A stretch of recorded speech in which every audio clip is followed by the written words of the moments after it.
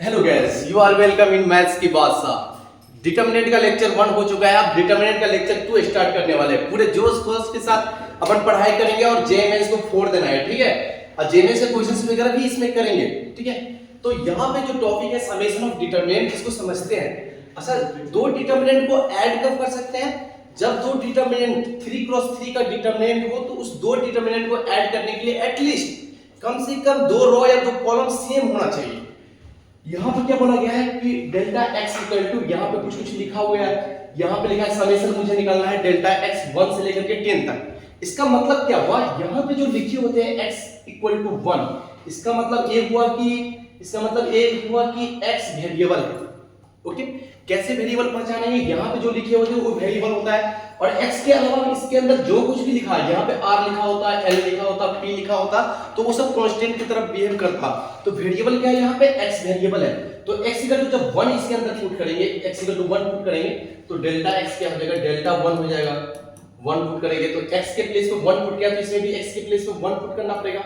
तो 1 2 और यहाँ पे 1 पुट करेंगे तो क्या जाएगा? -1, ठीक है। बाकी में तो कोई x लगा नहीं हुआ तो बाकी तो ऐसे ही लिखाएगा 1 2 3, फिर आएगा 3 6 7, ये क्या आ गया? डेल्टा 1 आ गया, ठीक है।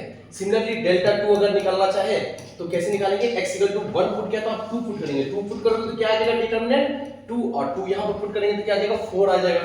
यहाँ पे क्या आ जाएगा? 4 - 3 कितना आ जाएगा? 1 हो जाएगा। बाकी जो column second and third column जो है ना, वो क्या है? फिक्स है। क्यों फिक्स है? क्योंकि उसमें x नहीं लगा हुआ। अगर उसमें x नहीं लगे हुए तो x का वैल्यू उसके अंदर पुट नहीं कर सकते, वैसे की वैसे लिखना है। 2 और 3, ये हो गया 3 6 और 7 आ गया।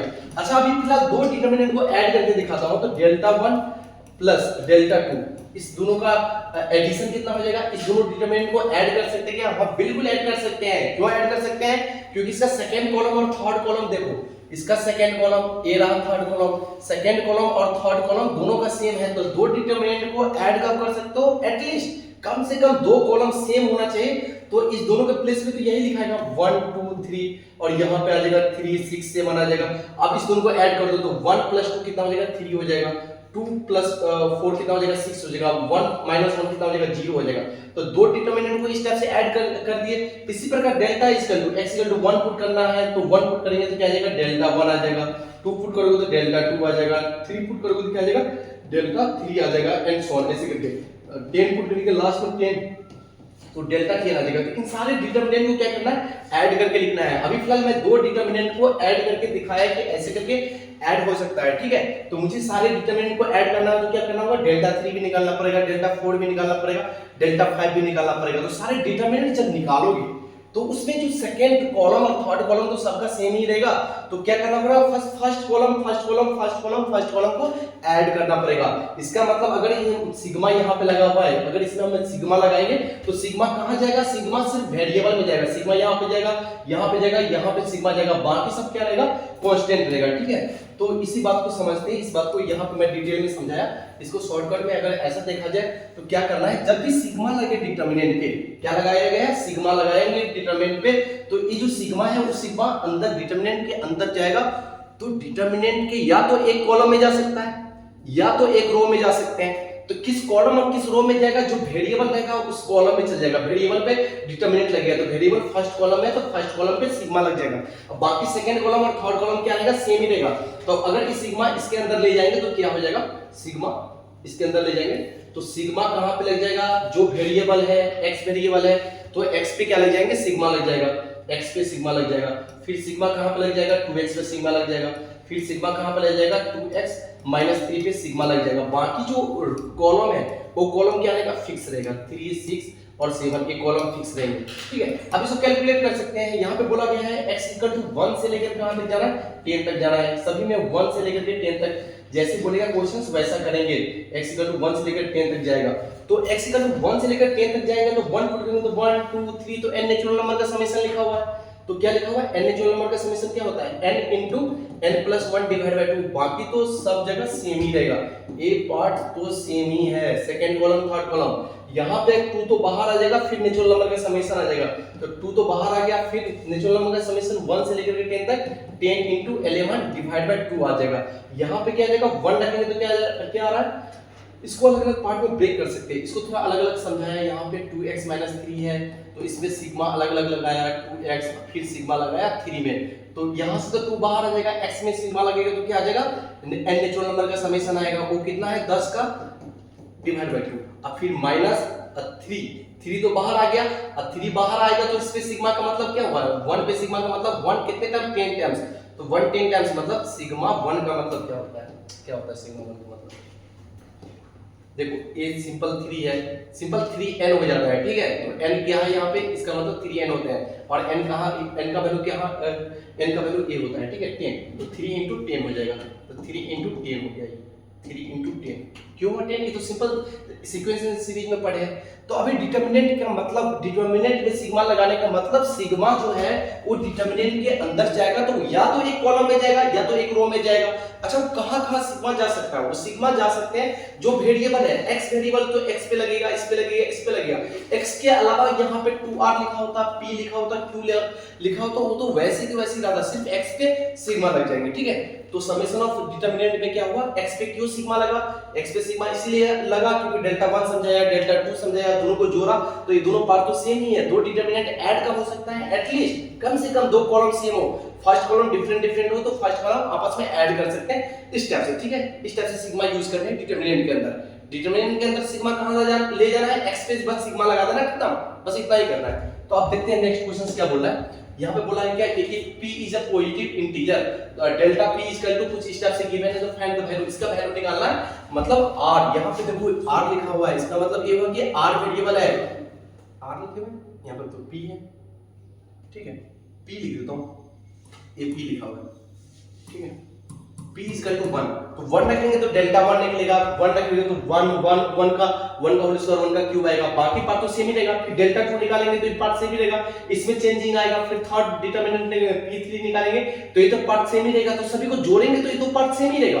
कहां पे सिग्मा जाएगा, सिग्मा अगर इसमें डेल्टा में अगर इसमें सिग्मा लगाया गया है, सिग्मा यहाँ पे डेल्टा p है, तो इसमें अगर सिग्मा लगाएंगे सिग्मा डिटरमिनेंट के अंदर इस p में आ जाएगा, ठीक है, सिंपल। तो सिग्मा p इक्वल टू 1 से लेकर के 5 आप डायरेक्ट लिख सकते हैं अपन, ठीक है, डिटरमिनेंट के अंदर जाएगा तो सिग्मा यहाँ पे लगेगा, सिग्मा p हो जाएगा, फिर क्या आएगा, सिग्मा p स्क्वायर आएगा, यहाँ पे सिग्मा p का क्यूब आएगा, ठीक है, एंड सो यहाँ पे 15 लिखा है, 35 लिखा हुआ है, ठीक है। अब बाकी कॉलम को तो सेम रखने हैं, बाकी कॉलम सेम रखना है, ठीक है। अब इसमें सिग्मा p कहाँ है, p 1 से लेकर के कहाँ तक जा रहा है, 5 तक जा रहा है, तो n नेचुरल नंबर का जोड़ है ना, तो n into n plus 1 divide by 2 हो गया, ठीक है। यहाँ पे n नेचुरल नंबर का होल स्क्वायर का समेशन है, तो क्या होता है n into n plus 1 2n plus 1 n into n plus 1 2n plus 1 11 divide by 6, ये आ गया। क्यूब में क्या हो जाएगा, n into n plus 1 divide by 2 का होल स्क्वायर। अब बाकी पार्ट क्या है, 15 35 लिखा हुआ है, 25 लिखा हुआ है, 8 लिखा हुआ है, 9 लिखा हुआ है, 10 लिखा हुआ है, तो अब ये डिटरमिनेंट में क्या बचा, कुछ बचाएंगे, नंबर वगैरह बचा, अब आराम से सिंपलीफाई करेंगे, डिटरमिनेंट को ओपन करके सॉल्व कर सकते हैं अपन, ठीक है। सॉल्व करना चाहो तो 2 से काटेगा तो 3 आ जाएगा, 6 से 1 कट गया, ठीक है, 2 से काटा तो 3, अब लिख लो 5 into 3 लिखा हुआ है, 5 into 11 लिखा है, यहाँ पर 5 into 3 का होल स्क्वायर लिखा हुआ है, ठीक है। तो एक बार अगर लिखना चाहे तो लिख देते हैं, बाकी कर लेंगे। यहाँ पे लिखा हुआ है 15, ये भी लिखा हुआ है 15 और ये लिखा हुआ है 8, यहाँ पे लिखा है 55 और ये लिखा हुआ है 35 और ये लिखा हुआ है 9 लिखे हुए हैं। यहाँ पे 15 का होल स्क्वायर, 15 का होल स्क्वायर कितना होता है, चलो 15 गुने 15 लिख देता हूँ फिलहाल, ठीक है, होल स्क्वायर कर लोगे, 25 लिखा हुआ है और 10 लिखा हुआ है। अब इस डिटरमिनेंट को डायरेक्ट ओपन करके मत सॉल्व करना, इसमें से 5 कॉमन ले सकते हो, इसमें से भी 5 कॉमन ले सकते हो, ठीक है। 5 कॉमन लेने के बाद जो बचेगा 5 कॉमन लोगे इसमें से, तो यहाँ पे 3 into 3 बचेगा, 3 into 15 बचा मतलब 45 बचेगा, यहाँ से 5 कॉमन लेंगे तो यहाँ पे भी 5 बचेगा। अच्छा 5 कॉमन वर्टिकल मतलब दो कॉलम से कॉमन लेने के बाद जो रिजल्ट बचेगा फिर हॉरिजॉन्टल थर्ड रो से 5 कॉमन आ जाएगा, फिर छोटा छोटा डिटरमिनेंट बचेगा, उसको सॉल्व कर लेंगे तो आंसर आ जाएगा। तो समेशन ऑफ डिटरमिनेंट में क्या करना होता है, सिग्मा लगाओ तो सिग्मा कहाँ जाएगा, जो p है उस वेरिएबल में सिग्मा लग जाएंगे, और p लगेगा तो n नेचुरल नंबर का जोड़ है, n नेचुरल नंबर के होल स्क्वायर का जोड़ है, उसके क्यूब का जोड़ है, फार्मूला वगैरह अप्लाई करने पे आंसर आ सकता है, ठीक है।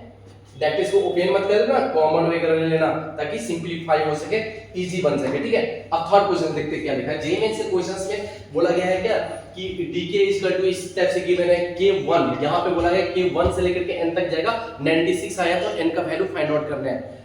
तो क्या कर रहा है, ये जो डिटर्मिनेंट है, इस डिटर्मिनेंट में क्या कर दिया, ये सिग्मा लगा दिया, इस डिटर्मिनेंट में सिग्मा लगा दिया। तो अपन अभी जस्ट पढ़े हैं कि डिटर्मिनेंट में सिग्मा लगाएंगे तो कहां पे जाएगा सिग्मा, सिग्मा डिटर्मिनेंट के अंदर जाएगा, लेकिन वो कहां पे जाएगा, यहाँ पे k इक्वल टू 1 है, मतलब k वेरिएबल है, k वेरिएबल है तो इस ये कहां पे वेरिएबल है, यहाँ पे वेरिएबल, यहाँ पे वेरिएबल, तो सिग्मा कहां पे लगेगा, फर्स्ट रो में लगेगा, बाकी किसी में सिग्मा नहीं लगेगा क्योंकि बाकी सारे कांस्टेंट है, क्योंकि k वेरिएबल है। ओके, तो जो वेरिएबल है उसमें सिग्मा लगा दो, या तो वो एक कॉलम में लग जाएंगे या तो एक रो में लग जाएंगे, बाकी सब वैसे को वैसे रहेगा। चलो ठीक है, तो इसमें लगा देते हैं हम सिग्मा। तो सिग्मा k इक्वल टू 1 से लेकर के n तक गया dk। अब डायरेक्ट सिग्मा लगा करके चलो सिग्मा, इसमें 1 में सिग्मा लगाओगे तो कितने टर्म से ऐड होगा 1, देखो सिग्मा अगर 1 में लगाते हैं और e तुम्हारा जाता है n तक, कहां तक जा रहा है, n तक जा रहा है, तो इसका रिजल्ट क्या हो जाता है, सिंपल n हो जाता है। तो यहां से तो n हो जाएगा, यहां पे सिग्मा लगाएंगे तो 2 तो कॉमन आएगा, फिर n नेचुरल नंबर का जोड़ आएगा, तो उसका जोड़ क्या होता है, n into n plus 1, n plus 1 divide by 2 होता है। यहाँ पे सिग्मा लगाएंगे तो देखो सिग्मा लगाओगे ना, तो इस साइड में लगा कर दिखा दो, सिग्मा 2k - 1 में लगाना है और k 1 से लेकर के n तक जाना है। तो 1 रख रहे तो क्या आ रहा है, 1 आ रहा है, 2 रख रहे तो क्या आ रहा है, 3 आ रहा है, और 3 रख रहे तो क्या आ रहा है, 5 आ रहा है, मतलब n ऑड नेचुरल नंबर का जोड़ पूछ रहा है। तो इसका एपी के फार्मूले में से जानते हैं n स्क्वायर होता है, या एपी का फार्मूला लगा करके n ऑड नेचुरल नंबर का जोड़ के फार्मूले निकाल सकते हैं, या ये तो रिजल्ट n स्क्वायर जानते हैं क्योंकि 2 टर्म का जोड़ 4 है, 3 टर्म का जोड़ 9 है, तो n टर्म का जोड़ क्या हो जाएगा, n स्क्वायर हो जाएगा सिंपली। ठीक है, तो इसके प्लेस पे तो सिंपली n स्क्वायर आ गया, ये रफ वाले पार्ट। ठीक है, तो यहां पे क्या आ जाएगा, n स्क्वायर आ गया। ठीक है, अब बाकी में कुछ भी नहीं करना है, बाकी जैसा लिखा वैसे लिखो, n into n square plus n plus 2 आ गया, यहाँ भी n स्क्वायर लिखे हुए हैं, और यहाँ पे n into n square plus n, और यहाँ लिखा है n square plus n plus 2 लिखा है। बस इसको सॉल्व करना है, और इसका वैल्यू 96 गिवन है, इसका वैल्यू 96। ठीक है, तो निकाल लेंगे अपन ये। ठीक है, बहुत इजी है। अब क्या करना है, अब तो कुछ करना ही नहीं है, ये 2 से तो 2 कट गया। ठीक है, अब इसमें क्या कर सकते हैं, बहुत सारे तरीके हैं, ठीक ना। चलो एक बार लिखता हूं, इस ब्रैकेट को मल्टीप्लाई करके, या डायरेक्ट भी कर सकते हैं, r1 में लगा दिए, r1 में लगा दिए r1 माइनस r2। ठीक है, और r2 में लगा देते हैं, r2 में लगा देते हैं r2 माइनस r3 लगा देते हैं। इसका मतलब r1 चेंज होगा, r1 के प्लेस पे कुछ और आएगा, r2 का मतलब हुआ कि r2 के प्लेस पे भी कुछ और आएगा, वो क्या आएगा, r1 माइनस r2 आएगा, यहाँ पे r2 माइनस r3 आएगा। तो r1 माइनस r2 करेंगे r1 के प्लेस पे, तो n माइनस n, तो यहाँ पे 0 आ गया। इस वाले पार्ट को इस वाले पार्ट से माइनस करना है, तो ऊपर वाले पार्ट क्या लिखा हुआ है, n स्क्वायर प्लस n लिखा है, नीचे वाला पार्ट क्या है, minus n square minus n minus 2। तो ये दोनों पार्ट कर दिया, तो यहाँ से आ गया माइनस 2। ठीक है, इस पार्ट में इस पार्ट को माइनस करेंगे तो क्या आ गया, 0 आ गया। बाकी फिर n माइनस n क्या आ गया, 0 आ गया। इतना में से इतना को माइनस करेंगे तो 2 आ जाएगा, इसमें से इसको माइनस करेंगे तो माइनस n माइनस 2 आ जाएगा। अब बाकी थर्ड रो को चेंज नहीं किया है, नहीं चेंज करने सारे को, 3 क्रॉस 3 है तो एटलीस्ट कम से कम ज्यादा से ज्यादा, कम से कम नहीं ज्यादा से ज्यादा 2 बार अप्लाई कर सकते हैं, 3 क्रॉस 3 का है तो। ठीक है, बाकी को तो ऐसे के ऐसे ही लिखना है, ठीक ना, कुछ भी चेंजिंग नहीं करना है। थर्ड वाले रो में कुछ भी चेंज नहीं करना। चलो इसको ओपन कर दिया, इसके वर्ड किसी के वर्ड भी ओपन कर दो, कोई दिक्कत नहीं है। चलो इसके वर्ड ओपन कर देते हैं, तो 0 यहाँ पे प्लस आएगा, माइनस आएगा, तो माइनस माइनस तो 2 आ गया। ठीक है, ए गया, ए गया, तो क्या क्या बचा है, ए जाएगा, ए जाएगा, तो ऊपर वाला गया, ए वाला गया, तो ए दोनों और ए दोनों बचा हुआ, तो इससे मल्टीप्लाई होगा तो 0 ही हो गया। फिर माइनस साइन आएगा, माइनस साइन, और इससे जब मल्टीप्लाई होगा तो क्या आ जाएगा, माइनस माइनस प्लस हो जाएगा। ठीक है, तो फाइनली क्या आ गया, फाइनली आ गया तुम्हारे n प्लस 2 ही आ गया, और वो मल्टीप्लाई है n के साथ, और इसका वैल्यू कितने की गिवन है, 96 गिवन है। तो यहाँ से 2 से तो पहले काट देते हैं इसको, तो 2 चौका 8 और 2 8 16 48, तो यहाँ से क्या आ रहा है, n square plus 2n equal to 48 आ रहा है। ठीक है, अब आराम से n का वैल्यू निकाल सकते हैं, n इक्वल टू क्या रखोगे तो 48 आ जाएगा, 4 रख रहे हैं तो नहीं होगा, 5 रख रहे हैं तो 6 रख रहे हैं तो 36, और 6 दूनी 12, 36 12 कितना होता हो जाता है, n इक्वल टू 6 आ गया ना, यहाँ से n इक्वल टू कितना आ गया, 6 आ गया। और n बोला गया है, n है क्या, n तुम्हारा जो भी है n वो तो नेचुरल नंबर 1 2 से रखा गया है, तो नेचुरल नंबर ही सिलेक्ट करेंगे। चाहो तो इधर ले आओ, कोई दिक्कत नहीं, 2n - 48 इक्वल टू 0। तो दो पार्ट में ब्रेक करना है, तो कैसे, 8 छक्के 48, तो 8n माइनस 8 छक्के 48 6 है, तो n कॉमन लोगे तो n प्लस 8 आया, और यहाँ से क्या है, n माइनस 6 इक्वल टू 0, तो n इक्वल टू माइनस 8 आ रहा है, और n इक्वल टू क्या आ रहा है, 6 आ रहा है, तो a रिजेक्ट हो जाएगा, क्योंकि n यहाँ पे जो भी नेचुरल नंबर लिया गया है नेचुरल नंबर लिए हैं, इसको ऐड किए 1 + 1 + 1 n टाइम्स, तो n नेचुरल नंबर है, तो माइनस वाला रिजेक्ट हो जाएगा, तो n का वैल्यू कितना आ गया 6 आ गया, तो इसमें n का वैल्यू निकालना था 6। सिंपल है, बहुत इजी है, काफी इजी, सिंपल सिग्मा लगाना है अपने को। चलो आगे देखते हैं नेक्स्ट क्वेश्चन। नेक्स्ट क्वेश्चन क्या बोला है, डिटरमिनेंट, अच्छा डिफरेंशिएशन ऑफ डिटरमिनेंट। एक डिटरमिनेंट है डेल्टा x इक्वल टू कोई एक डिटरमिनेंट है, जैसे कि fx है, fx को सिंपल f लिख रहा हूं, ठीक है, बार बार उतना लिखने की जरूरत नहीं है, चलो fx लिख दिया तो कोई दिक्कत नहीं। fx है, gx है और hx, तीन फंक्शन है, और यहाँ पे ले लेते हैं क्या, px, qx और rx, ठीक है, और भी कुछ अपने को सिलेक्ट करना है, तो lx, mx और nx, मतलब इतने सारे फंक्शन इसके अंदर है। तो इस फंक्शन को डिफरेंशिएट, इस डेल्टा को अगर डिफरेंशिएट करेंगे, डेल्टा x को अगर डिफरेंशिएट करो, डिफरेंशिएट मतलब ऐसे नोटेशन लिखते हैं, तो क्या करो, तीन डिटरमिनेंट लिखो। क्या करना होता है अपने को, तीन डिटरमिनेंट लिखने हैं, तीन बार, बहुत इजी है डिफरेंशिएशन, तीन बार डिटरमिनेंट आएगा, ठीक है, क्योंकि प्रोडक्ट रूल जो आते हैं उसी के हिसाब से यहाँ पे भी आता है। तीन डिटरमिनेंट में फर्स्ट रो वाइज, अभी हम रो वाइज क्या कर रहे हैं, डिफरेंशिएशन कर रहे हैं, तो फर्स्ट रो में जो भी है उसको डिफरेंशिएट करके लिख दो, फर्स्ट रो में जो है उसको डिफरेंशिएट करके लिख दो, ठीक है। अब बाकी रो को सेम लिखो, px, qx और rx आ जाएगा, बाकी रो को कुछ भी नहीं करना है, फर्स्ट रो को ही डिफरेंशिएट करना है। अब इस बार सेकंड रो को डिफरेंशिएट कर दो, p dash x, q dash x और r डैश x, अब बाकी को लिखा हुआ है, बाकी सेम लिखा हुआ है। अब इस बार थर्ड वाले को डिफरेंशिएट कर दो, l डैश x और m डैश x और क्या हो जाएगा n डैश x। अब बाकी जो एलिमेंट है वो सेम लिखो, चलो एक लिख कर दिखाता हूं, जैसे कि फर्स्ट रो में जो लिखा हुआ है वही लिखना है, उसमें कुछ भी चेंजिंग नहीं करना है, सेकंड रो में जो लिखा है वही लिखना है, मतलब फर्स्ट इसको तीन बार लिखो, 3 क्रॉस 3 का है तो 3 बार लिखो, 4 क्रॉस 4 का है तो 4 डिटरमिनेंट लिखो, फर्स्ट रो को डिफरेंशिएट करो, इसमें सेकंड रो को डिफरेंशिएट किया, इसमें थर्ड रो को डिफरेंशिएट किया, अब बाकी रो सेम लिखा, तो इसका मतलब इस जो डिटरमिनेंट है उसको डिफरेंशिएट कर दिया, तो डिफरेंशिएशन का मतलब सिंपल है, ठीक है, इस प्रकार से डिफरेंशिएट कर सकते हैं किसी भी डिटरमिनेंट को, ठीक है। आगे क्वेश्चंस देखते हैं, जैसे कि fx इक्वल टू इफ इतना इक्वल टू इतना गिवन है, तो t इक्वल टू t का वैल्यू और w का वैल्यू निकालना है इसमें, मतलब मुझे t और w का वैल्यू फाइंड आउट करना है, ठीक है।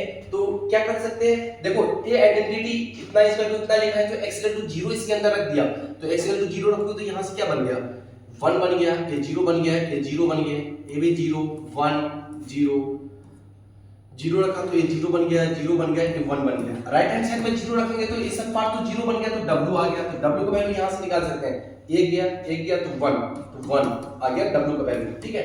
अब क्या क्या w का वैल्यू मुझे आप निकालना है t का वैल्यू, तो t का वैल्यू निकालना तो पूरे डिफरेंशिएशन को एक बार पूरे डिटरमिनेंट को, मतलब right hand side left hand side जो भी लिखे हैं सबको डिफरेंशिएट कर दिया, पूरे इक्वेशन को डिफरेंशिएट कर दिया, तो किसी भी डिटरमिनेंट को डिफरेंशिएट करने का मतलब वहां पर मुझे 3 बार लिखना पड़ेगा, 3 डिटरमिनेंट मुझे लिखना पड़ेगा, तो 3 डिटरमिनेंट लिखा, और राइट हैंड साइड में डिफरेंशिएट करेंगे तो क्या आ जाएगा 5px की पावर 4 आ जाएगा, यहां से 4qx की पावर 3 आ जाएगा, यहां से 3rx की पावर 2 आ जाएगा, यहां से 2sx आ जाएगा और यहां से t आ जाएगा, ठीक है।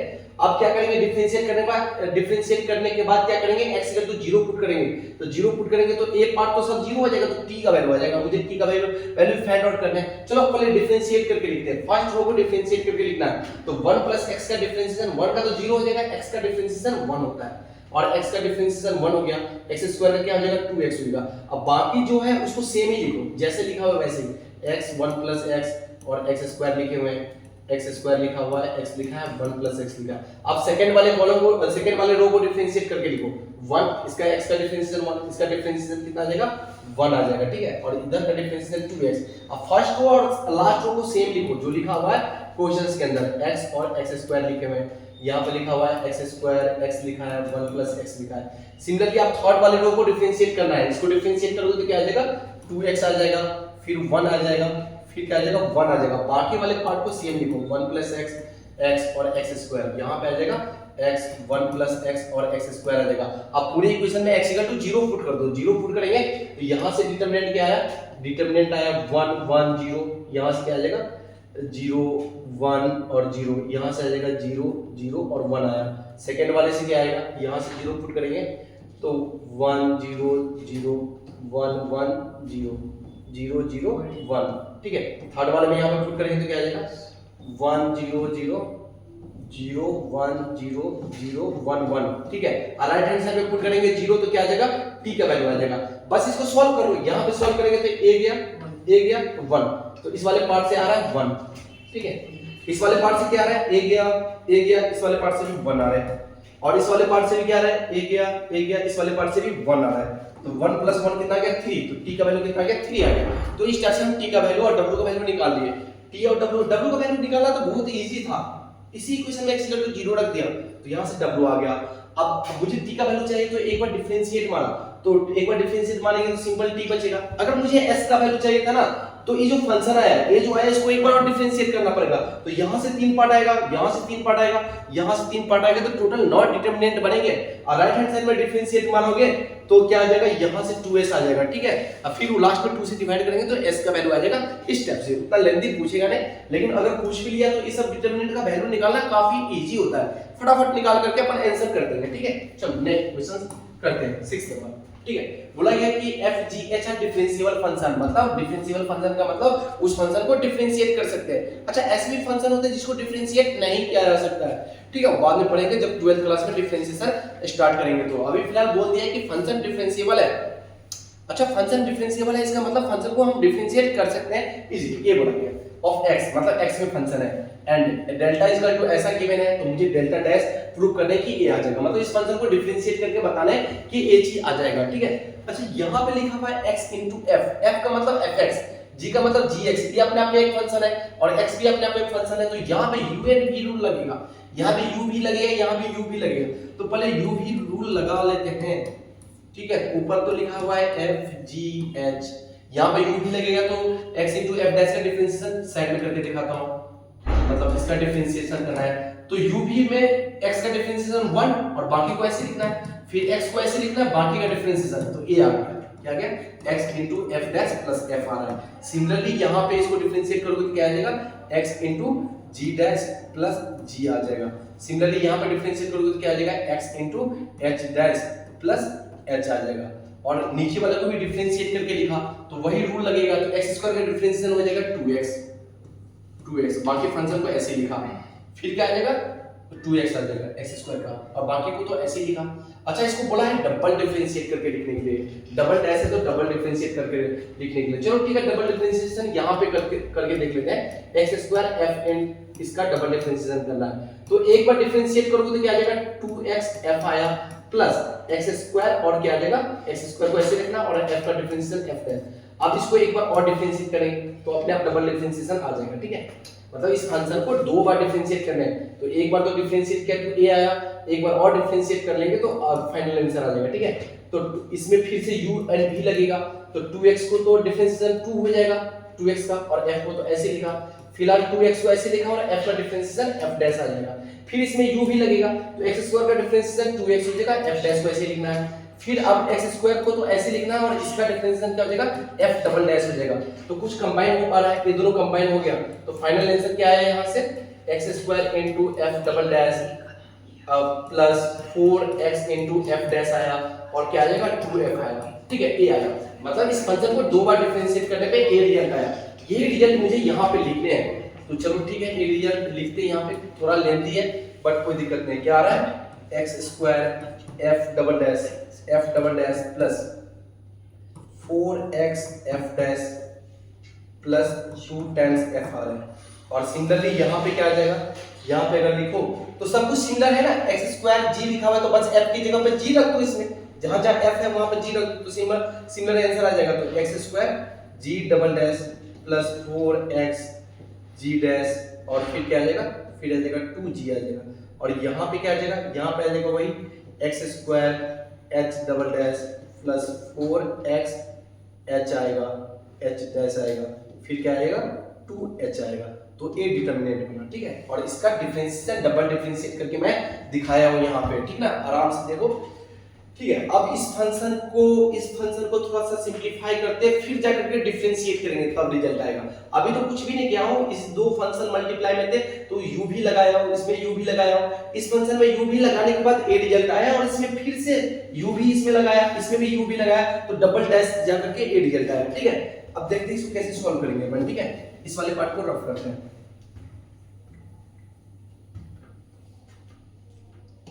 सबसे पहला काम क्या करें, यहां पे देखो इस f लिखा है, g लिखा है, h लिखा है। अगर इसमें ना R2 में सेकंड वाले रो में R2 में अप्लाई कर दूं, मैं R2 में क्या अप्लाई कर दूं, R2 माइनस R1 अप्लाई कर दूं, तो ये डिटरमिनेंट कैसे बन जाएगा, f g और h लिखा हुआ है, ठीक है। चलो ठीक है, और R2 माइनस R1 करेंगे तो इसमें से इसको माइनस करना है, तो क्या यहाँ पे क्या बचेगा, x into F dash, x into G dash, यहाँ पे बचेगा x इंटू एच डैश बचा, ठीक है। R2 में अप्लाई कर दिए, और R3 वाले को ऐसे लिखा, चलो एक लिख देता हूँ, बाकी सिमिलर लिखा हुआ है, x double dash plus 4x f dash लिखा हुआ है प्लस 2f लिखा हुआ है, बाकी पार्ट लिखा हुआ है, ठीक है, ओके। अब क्या कर सकते हैं बताओ, अब क्या कर सकते हैं, अब और ये जो है यहाँ पे जो लिखे हैं R3 लिखे हैं, वो तो काफी लेंथी है ना, तो इसको कैसे सॉल्व कर सकते हैं। अब देखो यहाँ पे ना 4x f डैश है, तो x इंटू एफ डैश तो यहाँ पे है, तो R3 में अप्लाई करना पड़ेगा।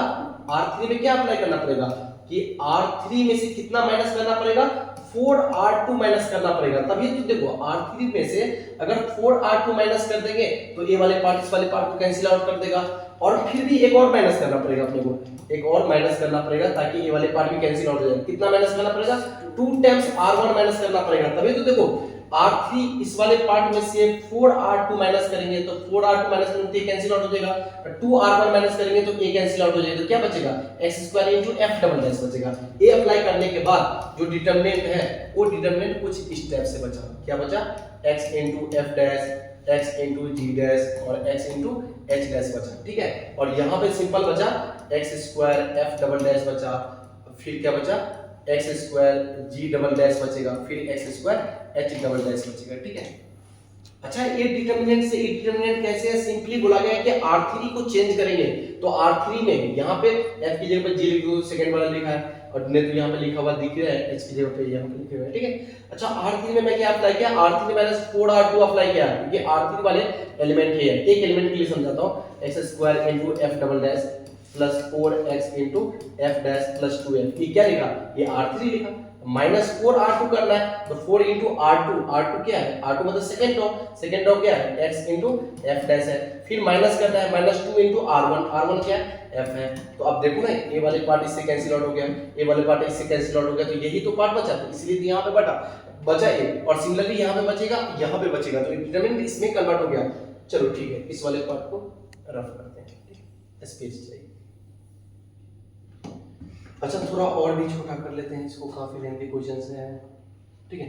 अब करते हैं इधर सॉल्व। यहां से देखो x कॉमन ले सकते हैं इसमें से, तो x कॉमन बाहर आ जाएगा, और उस x को इसमें मल्टीप्लाई कर दिया, क्योंकि यहाँ पे मुझे x³ चाहिए, तो इसमें से x बाहर निकाला और उस x को थर्ड वाले रो में मल्टीप्लाई कर दिया सिंपली, तो ये चीज कन्वर्ट हो जाएगा इसमें, f g h, यहाँ पे f डैश बचा है, g डैश बचा है और h डैश बचा है, और यहाँ पे आ जाएगा x³ into f double dash, x³ into g double dash, यहाँ आ जाएगा x³ into h double dash आ जाएगा, ठीक है। ये डेल्टा है, मतलब जो क्वेश्चन था वो क्वेश्चन इसमें कन्वर्ट हो गया, जो क्वेश्चन थे उसमें कन्वर्ट हो गए। अब डेल्टा को डिफरेंशिएट कर देते हैं, तो डिफरेंशिएट करना पड़ेगा, तो मुझे 3 डिटरमिनेंट बनाना है, तो 3 डिटरमिनेंट बना दिया, ठीक है, 3 डिटरमिनेंट बना दिया, ठीक है, काफी बड़ा बना दिया, इसको थोड़ा छोटा कर दें ताकि एक अब इतना ही स्पेस में अपन आंसर कर देंगे। तो 3 डिटरमिनेंट, फर्स्ट, सेकंड और ये रहा थर्ड डिटरमिनेंट। तो फर्स्ट डिटरमिनेंट में क्या करना है, फर्स्ट वाले पार्ट को डिफरेंशिएट करके लिखना है, तो फर्स्ट वाले रो को डिफरेंशिएट करोगे तो क्या आ जाएगा, f dash g dash h dash, बाकी जो है उसको ऐसे लिखो, f डैश g डैश और क्या आ जाएगा, h डैश आ जाएगा, बाकी क्या है x² into f double dash, फिर क्या लिखा है x³ लिखा हुआ है, x³ into g double dash, x³ into h double dash, ठीक है। अब इस फर्स्ट रो को तो ऐसे लिखो, इसको डिफरेंशिएट कर दो, f का डिफरेंशिएशन क्या हो जाएगा, f डबल डैश हो जाएगा, g डबल डैश हो जाएगा, h डबल डैश हो जाएगा, यहाँ पे लिखा हुआ है x³ लिखा हुआ है, ये x² कहां से आएगा, ठीक है, x³, तो x³ into f double dash, x³ into g double dash, फिर क्या लिखा है x³ into h double dash, और यहाँ पे फर्स्ट रो और सेकंड रो तो ऐसे लिखना है, फर्स्ट रो और सेकंड रो ऐसे लिखना है, थर्ड रो को डिफरेंशिएट करो, तो थर्ड रो का डिफरेंशिएशन को ऐसे करके लिखा। अभी फिलहाल डिफरेंशिएशन करके लिखा, मतलब डिफरेंशिएट करके बोला नहीं गया है, प्रूव करने के लिए। प्रूव में सिंपल ऐसे करके डिफरेंशिएट लगा दिया, ठीक है। तो इसको भी लिखा x³ into g double dash का डिफरेंशिएशन, और यहां हो जाएगा x³ into h double dash का डिफरेंशिएशन, ठीक है। अच्छा अब ध्यान से देखो, फर्स्ट रो और सेकंड रो तो सेम हो गया इसमें, तो ए पार्ट क्या हो जाएगा 0, ठीक है। इसमें से x³ कॉमन लेंगे तो सेकंड रो और थर्ड रो सेम हो गया, तो इसका पार्ट हो जाएगा 0, और यही बचा, हेंस प्रूव। ये तो प्रूव करना था, तो ये प्रूव हो गया, ठीक है। आराम से देखो, आराम से देखो स्टार्टिंग से, ठीक है। क्वेश्चंस ये था, मैं स्टार्टिंग से समझाता हूँ। क्वेश्चंस क्या था?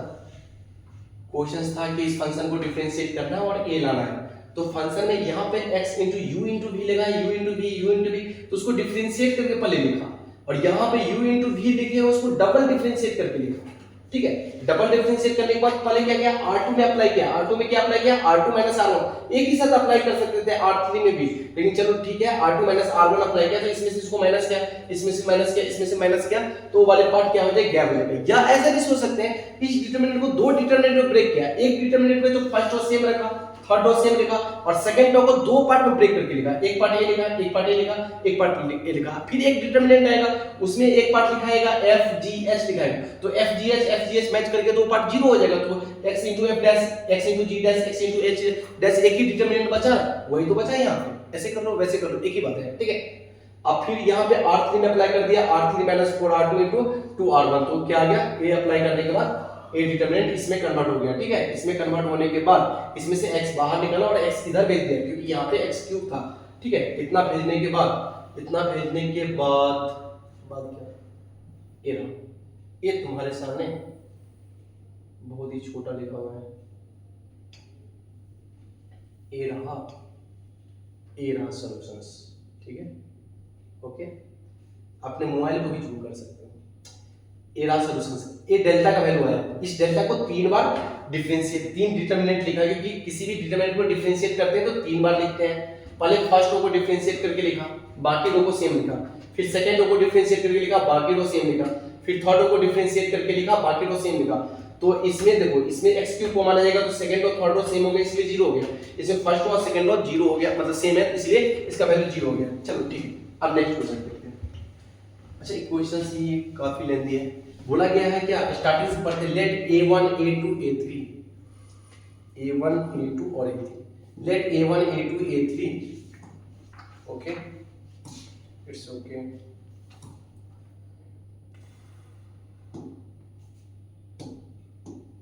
तो a1 a2 a3 with 3 ap with common difference d, मतलब ये 3 ap है जिसका कॉमन डिफरेंस d है, and having their first terms, उसका फर्स्ट टर्म a यूज करना है, a यूज करने हैं और a यूज करने हैं respectively. Let abc are the 7th 9th and 17th term of a1 a2 a3, ठीक है। यहां तक पढ़ने के बाद पता चला, क्या पता चला, कि 7th टर्म, तो t7 सिंपली क्या होगा, t7 equal to first term लिखेंगे ना, तो फर्स्ट टर्म क्या यूज होगा, फर्स्ट टर्म तो a दिया है, तो a, फिर क्या होगा 6 मल्टीप्लाई बाय कॉमन डिफरेंस, तो कॉमन डिफरेंस कितना d, तो t7 निकल गया सिंपली। अब क्या बोलते हैं, t9 निकालो, तो t9 निकालेंगे तो क्या हो जाएगा, a मतलब फर्स्ट टर्म यहां पे लिखे हुए फर्स्ट टर्म, ठीक है। तो a + 1 a रहा फर्स्ट टर्म, प्लस 9 में से 1 घटाएंगे तो 8 * d, तो a आ गया तुम्हारा, t9 आ गया। अब क्या बोला है, t17, तो t17 के लिए फर्स्ट टर्म, अब मुझे a यूज करने हैं फर्स्ट टर्म, यहां पे बोला गया कि फर्स्ट टर्म ऐसे यूज करने हैं, प्लस 16 * d, तो ये किसका वैल्यू आ गया, a तुम्हारा t7 t9 और t17 का वैल्यू आ गया है, ठीक है। अच्छा, ये सब आ गए रिस्पेक्टिवली, सच दैट यहां पे कुछ लिखा गया, let abc be the 7, a का मतलब a रहा, a का मतलब a है a, और a है तुम्हारा b, a क्या है, a तुम्हारा b है, और a तुम्हारा क्या है, a तुम्हारा c है, ठीक है। तो abc का वैल्यू यहां पे गिवन है, a तुम्हारा e है, तो abc अपने को पता चल गया, और abc कुछ इस टाइप से गिवन है। यहां पे कुछ बोला गया है abc वगैरह में, प्लस 70 = 0 इफ a = 20, अच्छा a = 20 यहां पे रख दे सकते हैं, a = 20, then the sum of the first 20 term of if whose first term is इतना, ठीक है, बाद में करते हैं। अभी फिलहाल क्या करते हैं, इस डिटरमिनेंट को सॉल्व करते हैं। तो डिटरमिनेंट पहले लिख लिया, क्या बोला है डिटरमिनेंट के फर्स्ट कॉलम है a to bc, a to b और c, ठीक है। और सेकंड कॉलम क्या है 7 17 17 और इधर 1 1 7 17 17 और इधर क्या है 1 1 1 और इस डिटरमिनेंट के साथ जोड़ा गया है 70 70 जोड़ा गया ना 70 इक्वल टू 0 इक्वल टू क्या है 0। ठीक है चलो इसमें लगा सकते हैं r1 माइनस r2 r1 में लगा दिया r1 माइनस r2 ताकि ये पार्ट 0 हो जाए और r2 में लगा देंगे नहीं तो डायरेक्ट ओपन भी कर दो तो आ जाएगा r2 माइनस r3 लगा दिए तो a लगाने के बाद a माइनस 2b यहाँ पे आ जाएगा a माइनस 2b 17 में से 10 गया तो माइनस 10 और a 0 हो गया 2b माइनस c ये आ जाएगा 2b माइनस c a तो 0 हो गया और a भी पार्ट 0 हो गया। ठीक है बाकी ऐसे ही लिखना। चलो ओपन कर देते हैं इसके बोर्ड तो plus minus plus minus plus plus 1 a गया कौन कौन गया a गया तो 0 से मल्टीप्लाई होगा तो 0 हो गया फिर माइनस साइन है ठीक है माइनस साइन किया और इससे मल्टीप्लाई होकर क्या आ जाएगा माइनस 10 तो माइनस माइनस प्लस कर लिया 10 मल्टीप्लाई है क्या लिखा हुआ है 2b माइनस c और इसका वैल्यू प्लस 70 इसका वैल्यू 0 की है। ठीक है अच्छा 10 कॉमन लेकर के सब में से डिवाइड कर दिया तो यहाँ पर क्या लिखा है 2b माइनस c प्लस 7 इसका वैल्यू 0 लिखा हुआ है। ठीक है तो 2b माइनस c प्लस 7 इसका वैल्यू 0 लिखे हुए हैं। ठीक है मतलब b c में कुछ कुछ गिवन है। अच्छा और b और c का वैल्यू यहाँ पे अपने को पता है b का वैल्यू a है और c का वैल्यू a है तो b और c का वैल्यू वहां पे रख देंगे तो a और t में कुछ ना कुछ रिलेशन आ जाएगा a और t में कुछ रिलेशन आ जाएगा और a इक्वल टू 20 गिवन है तो a इक्वल टू 20 यहां रखते हैं तो 20 इक्वल टू a प्लस 60 आया 20 equal to a plus 6d आया। ठीक है और b का वैल्यू c का वैल्यू यहां रखते हैं तो 2 into b का वैल्यू रखेंगे b का वैल्यू वैसे है क्या a प्लस 1 प्लस 8d है a प्लस 1 प्लस 8d है। ठीक है एक इसका वैल्यू है a b का वैल्यू और c का वैल्यू है a प्लस 2 प्लस 16 है a plus 2 plus 16 minus a plus 2 plus 16 था ना प्लस 16 तो सब नेगेटिव में आ जाएगा यहाँ पे माइनस है तो minus 16d minus 16d। Okay और आगे क्या है प्लस 7 इक्वल टू 0। ठीक है तो a d में यहाँ पर रिलेशन देखो कितने हैं 2a माइनस a तो a हो गया। ठीक है d वाला 16d में से 16d तो कैंसिल हो गया ऐड 16d और 16d कैंसिल हो गया बहुत बढ़िया। ठीक है प्लस 2 बचा और फिर माइनस 2 बचा और प्लस 7 इक्वल टू 0 बचा तो यहाँ से a भी तो कैंसिल आउट हो गया तो क्या आ जाएगा कैपिटल a इक्वल टू क्या आ गया -7 कैपिटल a इक्वल टू -7 यहाँ पर रखते हैं तो -7 प्लस 6 इंटू डी तो 27 इक्वल टू 6 इंटू डी आ गया तो डी का वैल्यू कितना आ गया 3 से डिवाइड किया तो 9 डिवाइड बाय 3 दूनी 6। ठीक है तो 9/2 डी का वैल्यू आ गया 9/2 और कैपिटल ए का वैल्यू आ गया 70 -7। ठीक है तो अब अपन को क्वेश्चंस में क्या बोल रहा है क्वेश्चंस में आगे बोल रहा है ए के वैल्यू 20 यूज कर लिए the sum of the first 20 term. ठीक है अब यहां से आगे एक नया क्वेश्चन से स्टार्ट हो रहे हैं उसमें क्या बोला गया है कि 20 टर्म्स का एपी के 20 टर्म्स का जोड़ बताओ। ठीक है तो एपी के 20 टर्म्स का जोड़ हम जानते हैं क्या जानते हैं कौन से फार्मूले से जानते हैं 20 टर्म्स का जोड़ निकालना है तो 20 divide by 2 into first term. ठीक है 20 n/2 into 2a plus 20 minus 1 मतलब 19 into common difference a use करना है। तो यहाँ पे आप देखो क्वेश्चंस के अंदर ये बोला गया कि 20 टर्म्स का जोड़ बताओ जिसका first term c minus a minus b use करना है मतलब c minus a minus b का वैल्यू यूज करने हैं तो a b c का वैल्यू पता होना चाहिए। तो चलो c का वैल्यू यहाँ से निकाल सकते हैं a प्लस 2 और a का वैल्यू कितना था a का वैल्यू था -7 और d का वैल्यू था 9/2 तो a का वैल्यू था -7 प्लस 2 और यहाँ पे 16 इनटू d का वैल्यू था 9/2।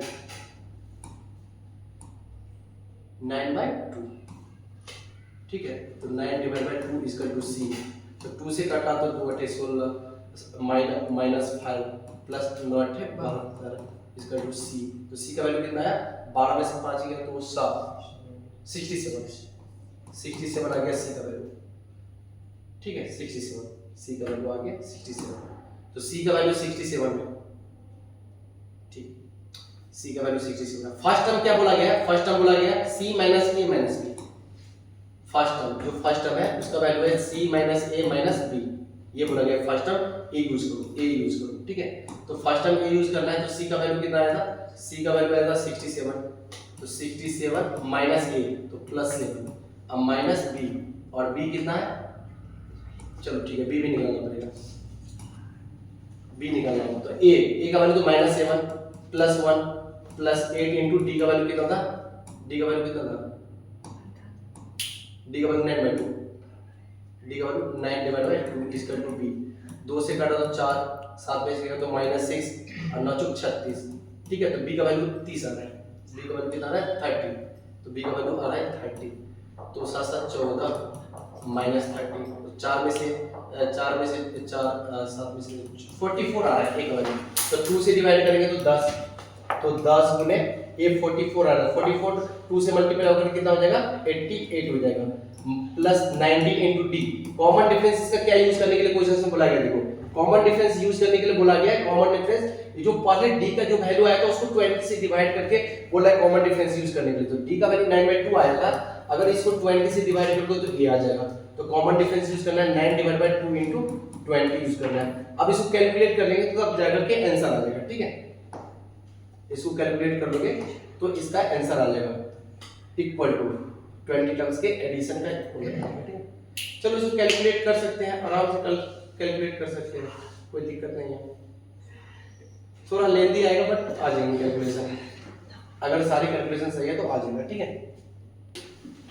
अच्छा एक क्वेश्चन को मैं बढ़िया से समझाता हूँ, क्या बोला गया है कि late a1 a2 a3 b3 ap, ठीक है, ap है जिसका फर्स्ट टर्म ना एक ऐसा ap है जिसका फर्स्ट टर्म a यूज करना है, फिर सेकेंड वाले ap का फर्स्ट टर्म a यूज करना है, और फिर थर्ड वाले ap का फर्स्ट टर्म a यूज करना है, और कॉमन डिफरेंस d यूज करना है। तो यहां से बोला गया है कि a b c are the 7th 9th and 17th term, तो जब 7th टर्म लिखेंगे तो b7 लिखेंगे तो फर्स्ट टर्म a यूज करना है और कॉमन डिफरेंस d यूज करना है, और फिर बोला गया 9th टर्म, तो 9th टर्म लिखेंगे तो फर्स्ट टर्म a यूज करना है और कॉमन डिफरेंस d यूज करना है, फिर 17th टर्म लिखा इस स्टेप से, और बोला गया है कि ये जो 7th टर्म है उसको a बोला गया है, यहाँ पे a b c, तो 7th टर्म को a बोला गया है, 9th टर्म को b बोला गया और 17th टर्म को c बोला गया, और यहाँ पे गिवन है a20, मतलब a का वैल्यू 20 है, ये गिवन है, मतलब a का वैल्यू 20 है, मतलब 7th टर्म 20 है, तो 20 है तो a + 6d = 20 हो जाएगा, ठीक है।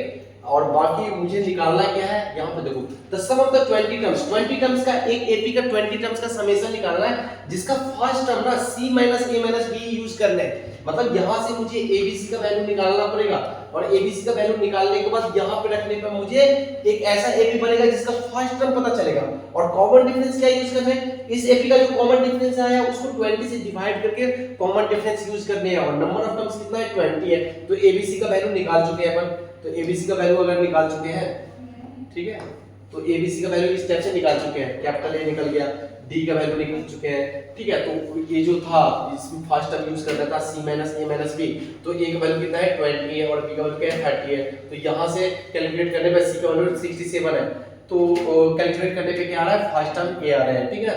तो इस AP का 17 को 2 से मल्टीप्लाई करेंगे तो 34 आ रहा है, फिर क्या आ जाएगा 19 इनटू कॉमन डिफरेंस जो आया उसको कॉमन डिफरेंस 9/2 को 9/2 कितने से डिवाइड करना है 20 से डिवाइड करना है, ठीक है, तो 20 से डिवाइड कर दो तो एक कॉमन डिफरेंस आ गया, और इसको जब कैलकुलेट कर लेंगे तो आंसर आ जाएगा, ठीक है।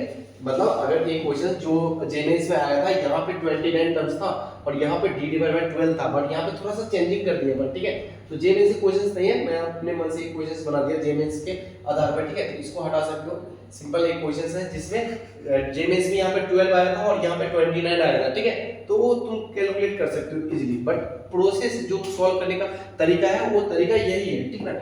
तो अब नेक्स्ट क्वेश्चन देखते हैं अपन क्या बोला गया। अच्छा आप नया टॉपिक पढ़ेंगे, क्या बोला गया कि solving system of linear equation in 3 variable. 3 variable का मतलब क्या होता है, 2 वेरिएबल का मतलब क्या होता है।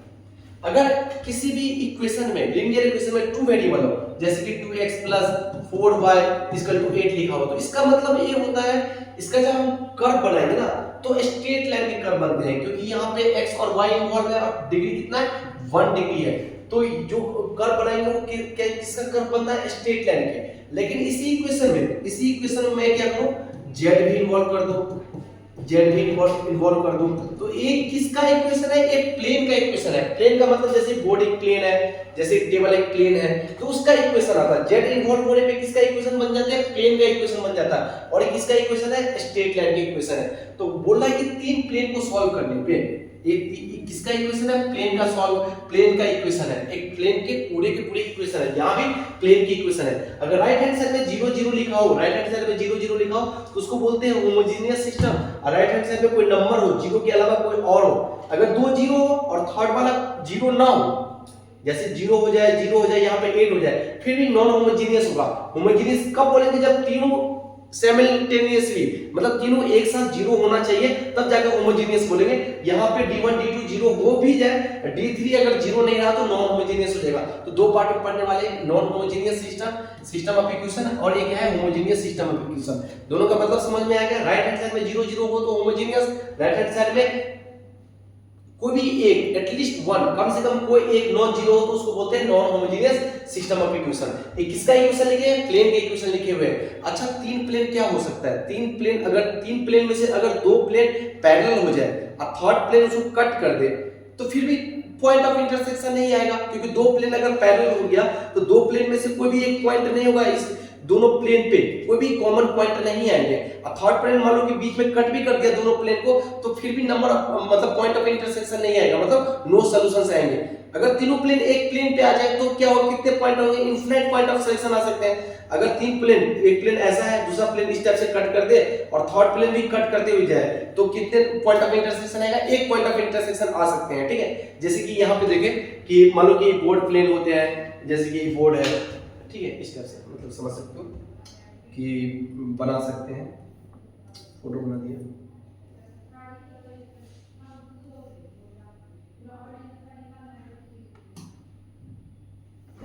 ठीक है, एक प्लेन ऐसा है, एक प्लेन ऐसा है, जैसे कॉपी होते हैं, तो एक लाइन ऑफ इंटरसेक्शन आता है। एक प्लेन और बना रहे हैं, एक प्लेन और बना रहे हैं जो क्या कर रहा है, एक लाइन ऑफ इंटरसेक्शन को ऐसे करके कट कर रहा है, तो कितने पॉइंट ऑफ इंटरसेक्शन आ सकते हैं, एक पॉइंट ऑफ इंटरसेक्शन आ सकते हैं, मतलब उसके सॉल्यूशंस आ सकते हैं, यूनिक सॉल्यूशंस आ सकता है। अगर कोई दो प्लेन पैरेलल हो जाए तो नो सॉल्यूशंस आ सकते हैं, और तीनों प्लेन एक जगह पर आ जाए तो इनफिनिट सॉल्यूशंस आ सकते हैं। तो कितने केस पढ़ने वाले कि सॉल्यूशंस आ जाए या नहीं सॉल्यूशंस आ जाए या इनफिनिट सॉल्यूशंस आ जाए, ये सब अभी अपने आप को अभी फिलहाल इसमें पढ़ने वाले। ठीक है, देखो कैसे पढ़ते हैं। D1 D2 D3 डिसाइड किया गया है। D1 कैसे डिसाइड किया गया, ध्यान से देखना, D1 कैसे डिसाइड किया गया। यहाँ पे ना x y और z, x y z लिखे हैं, x y z लिखे हैं, मन में x y z को हटा दो, हटा दिए मन में, तो क्या क्या नजर आएगा, A1 B1 C1 A2 B2 C2 A3 B3 C3, उसी को रख दो डिटरमिनेंट के अंदर, उसी को डिटरमिनेंट के अंदर रख देंगे, A1 B1 C1 A2 B2 C2 A3 B3 C3, तो किसका वैल्यू आता है, D का वैल्यू आता है। D1 का मतलब क्या हुआ, D1 का मतलब सिंपल है कि जो फर्स्ट वाले रो थे, फर्स्ट वाले कॉलम थे, इस कॉलम के प्लेस पे D1 D2 D3 जाकर रख दो, और बाकी सब जगह सेम ही रखना है, B1 C1 B2 C2 B3 C3 same रखना है, तो क्या आ जाएगा, D1 आ जाएगा। D2 निकालने वक्त ना ये जो राइट हैंड साइड में D1 D2 D3 है ना, उसको मिडिल में रख दो, मिडिल में रख देंगे तो क्या आ जाएगा, D2 आ जाएगा, और इसको अगर लास्ट वाले कॉलम में रख देंगे तो क्या आ जाएगा, D3 आ जाएगा। ठीक है, यही लिखा हुआ है यहाँ पे आगे लिखा हुआ है D1 D2 डिसाइड किया गया, तो D3 नहीं लिखा हुआ है। अगर D3 लिखना चाहे तो कैसे लिख सकते हैं, यहाँ पे लिखते हैं D3 लिखना चाहे तो क्या करना है, D3 निकालने हैं अपने को, तो ये जो लास्ट वाले कॉलम है, मतलब राइट हैंड साइड में इक्वल टू के बाद जो भी लिखा हुआ है उसको कहां पे रखना है, मुझे थर्ड वाले कॉलम में रखना है। फर्स्ट कॉलम और सेकंड कॉलम तो सेम ही रखना है, A1 A2 A3 B1 B2 B3, बस C1 C2 C3 की जगह पे क्या आ जाएगा, D1 D2 D3 आ जाएंगे, यहां से हम D3 लिख पाएंगे। ठीक है, जैसे कि देखो D1 D2 D3 कहां पे आया, D1 लिखा तो फर्स्ट वाले कॉलम में आया, D2 लिखा तो सेकंड वाले कॉलम में लिखा, बाकी को सेम लिखा। D का मतलब है कि D1 D2 D3 इसमें नहीं आएगा, सिंपली A, तो D3 लिखना है तो फर्स्ट कॉलम तो सेम ही रहेगा, तो A1 A2 A3, second column भी सेम ही रहेगा, B1 B2 B3, और थर्ड कॉलम में मुझे किसको रखना है, D1 D2 D3 को रखना है। ठीक है, तो D3 निकल करके आ जाएगा, और जो तीनों इक्वेशन थे उस तीनों इक्वेशन को जो सॉल्यूशंस होगा इसमें x y और z का जो वैल्यू आएगा वो वैल्यू कैसे निकाल सकते हैं, x इक्वल टू होता है D1 divide by D, y equal to क्या होता है D2 divide by D, z equal to क्या होता है D3 डिवाइड बाय D होते हैं। ठीक है, अब ये प्रूफ क्या आ सकता है इजीली। ठीक है, चलो मैं एक प्रूफ करके देखता हूं। दिखाता हूँ कि x इक्वल टू ऐसा क्यों आया, y ऐसा क्यों आया, y का वैल्यू ये सब क्यों आया। चलो ठीक है, एक मैं प्रूव करता हूँ, यही पे प्रूव कर देते हैं।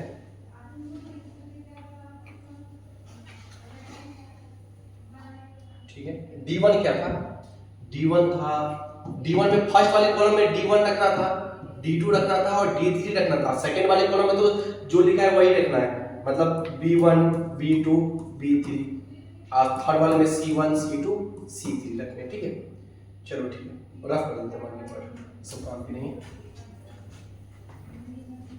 ये प्रूव करना अपने को। ठीक है, अब क्या किया यहाँ पे ना d1 d2 d3 की जगह पे क्या रखा, यहाँ पे जो इक्वेशन है d1 किसके लिए इसके इक्वल है तो d1 की जगह पे a रख देंगे, d2 इसके इक्वल है तो a रख देंगे, d3 इसके इक्वल है तो a रख देंगे। ठीक है, तो d1 की जगह पे d1 d2 d3 की जगह पे क्या आ जाएगा, a1x plus b1y plus c1z, d2 की जगह पे क्या आ जाएगा, a2x plus b2y plus c2z आ जाएगा, और d3 की जगह पे a3x plus b3y plus c3z आ जाएगा। बाकी b1 b2 ऐसे लिखा हुआ है, b1 b2 b3, फिर क्या लिखा हुआ है c1 c2 c3, ये किसका वैल्यू है, ये d1 का वैल्यू है। ठीक है, अब फिर से डिटरमिनेंट को सॉल्व करना है तो डायरेक्ट ओपन कर सकते हैं, बट प्रॉपर्टी लगाना चाह रहे हैं तो कॉलम 1 में क्या लगाना चाहेंगे, कॉलम 1 में ना, कॉलम 1 में अप्लाई करना चाहेंगे। देखो कॉलम 1 में अप्लाई करते हैं, यहाँ पे b1 है, इसमें से क्या माइनस करूं तो y टाइम्स माइनस करना पड़ेगा ना। देखो y टाइम्स कॉलम 2 माइनस करना पड़ेगा, तो कॉलम 1 में से y टाइम्स कॉलम 2 माइनस करोगे तो क्या आ जाएगा, y b1 आएगा जो इसको कैंसिल आउट कर देगा, और क्या माइनस करना पड़ेगा मुझे, z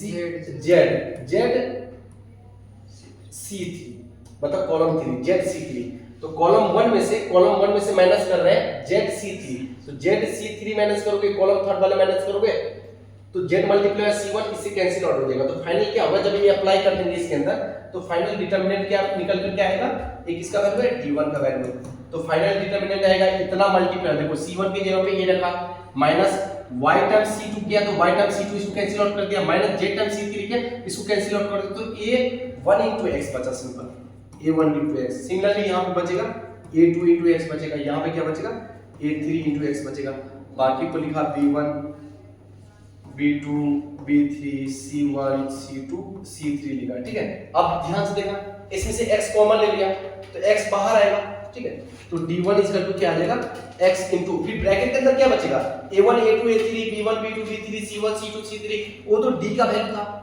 ठीक है, तो x इक्वल टू यहां से क्या आ गया, x equal to d1 divide by d आ गया, तो फाइनल रिजल्ट ये याद रखना है, x इक्वल टू क्या होता है d1 divide by d, y equal to d2 divide by d, और z इक्वल टू क्या होता है d3 डिवाइड बाय d होते हैं। x y z का वैल्यू हम डिटरमिनेंट तरीके से निकाल सकते हैं, इसको बोलते हैं क्रैमर्स रूल अप्लाई किया। ठीक है, अब आगे देखते हैं, थोड़ा सा और थ्योरी पार्ट है।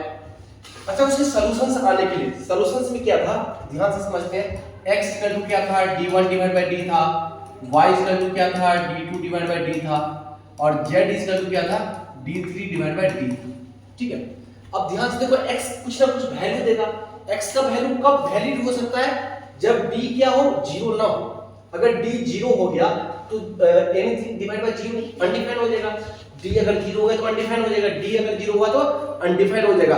तो सॉल्यूशन आने के लिए, सॉल्यूशंस आने के लिए d क्या होना चाहिए, नॉट इक्वल टू जीरो होना चाहिए। तो इसमें यही बोला गया है फर्स्ट वाले में कि d not equal to zero है, अगर d not equal to zero है तो x y z का कुछ ना कुछ वैल्यू आएगा।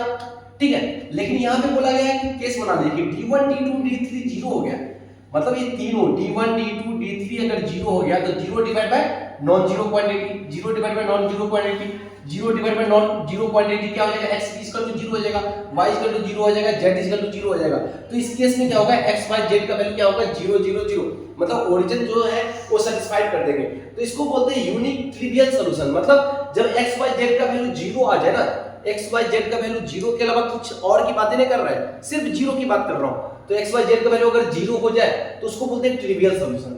और यूनिक इसलिए है क्योंकि यूनिक सॉल्यूशंस आएंगे, मतलब एक ही सॉल्यूशंस आएगा उसको बोलते हैं यूनिक। अगर सॉल्यूशंस आ रहे हैं ना तो उस सिस्टम को बोलते हैं कि सिस्टम कंसिस्टेंट सिस्टम है। सॉल्यूशंस आ रहा है मतलब कंसिस्टेंट सिस्टम है, सिंपल सी बात है। ठीक है, अब यहां पे फिर देखते हैं अब इसमें बोला गया है कि D not equal to zero, second वाले केस में D not equal to zero, जब भी डी जीरो नहीं होगा, जीरो नहीं होगा मतलब डिनोमिनेटर वाले पार्ट अगर जीरो नहीं होगा तो कुछ ना कुछ सॉल्यूशंस आएंगे। अब यहां पे बोला है कि एटलीस्ट कम से कम d1 d2 d3 में से नॉन जीरो होना चाहिए, मतलब कहने का मतलब ये बोला गया है कि d तो नॉट इक्वल टू जीरो होना चाहिए, और ये d1 d2 d3 के में बोला गया है कि कम से कम एक नॉन जीरो होना चाहिए। तो नॉन जीरो हुआ जैसे कि 5 डिवाइड बाय 7 तो कुछ ना कुछ x का वैल्यू आएगा। यहां पे मान लो d2 जीरो हो गया तो 0 डिवाइड बाय नॉन जीरो तो जीरो आ गया।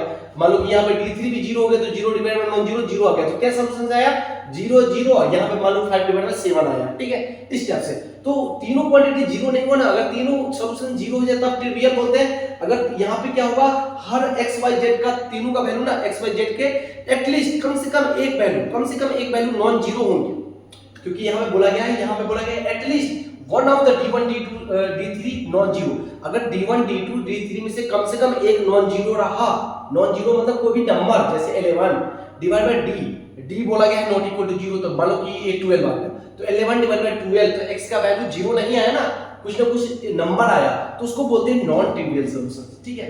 और यूनिक सॉल्यूशन मतलब सॉल्यूशंस आ रहे मतलब कंसिस्टेंट है।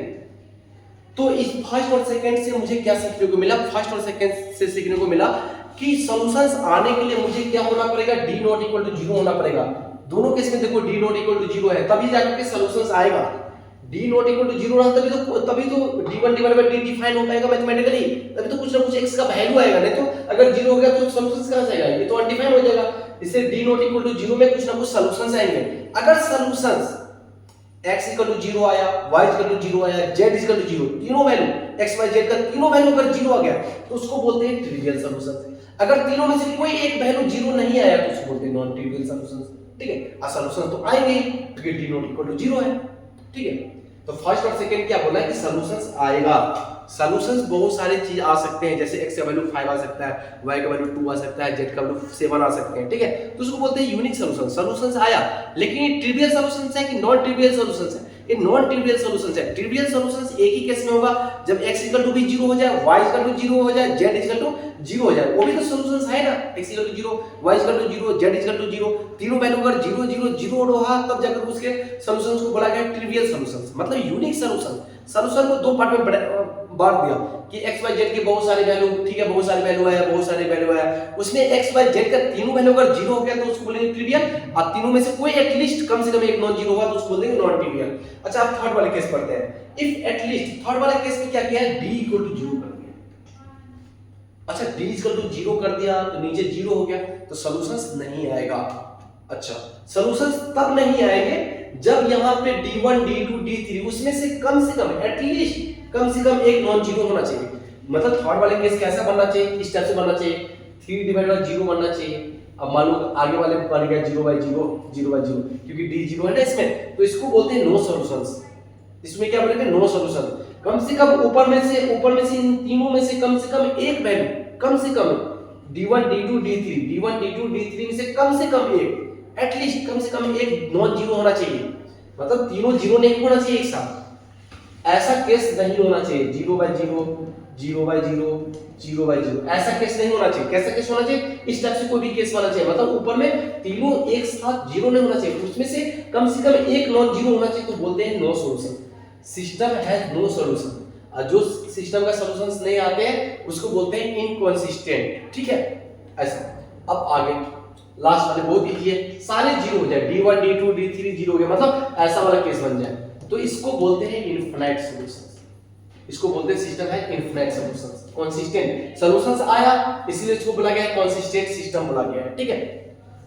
तो अपन आप थोड़ा शॉर्टकट में चीजों को देखते हैं। सबसे पहले d नॉट इक्वल टू 0 हुआ, इसका मतलब हुआ कि d क्या होता है, x equal to d1 divide by d होता है, और y का वैल्यू क्या होता है, d2 डिवाइड बाय d होते हैं, और z इक्वल टू भी क्या होता है, d3 डिवाइड बाय d होता है। तो सबसे पहला केस देखें कि d नॉट इक्वल टू 0 है, इसका मतलब सॉल्यूशंस आएगा, कुछ ना कुछ सॉल्यूशंस आएंगे।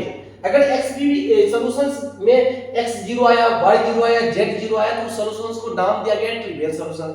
अगर बाकी कुछ आया जैसे x 7 आया, y इक्वल टू 0 आया, z इक्वल टू मान लो कि 3 आया, तो सॉल्यूशंस आया ना, यूनिक सॉल्यूशंस आए। इसको बोलते हैं सिंपल नॉन ट्रिवियल सॉल्यूशंस, लेकिन सॉल्यूशंस है। x equal to 0, y equal to 0, z equal to 0 solutions है क्या? हां सॉल्यूशंस है। कौन सा सॉल्यूशंस है? यूनिक सॉल्यूशंस है क्या? हां यूनिक सॉल्यूशंस है।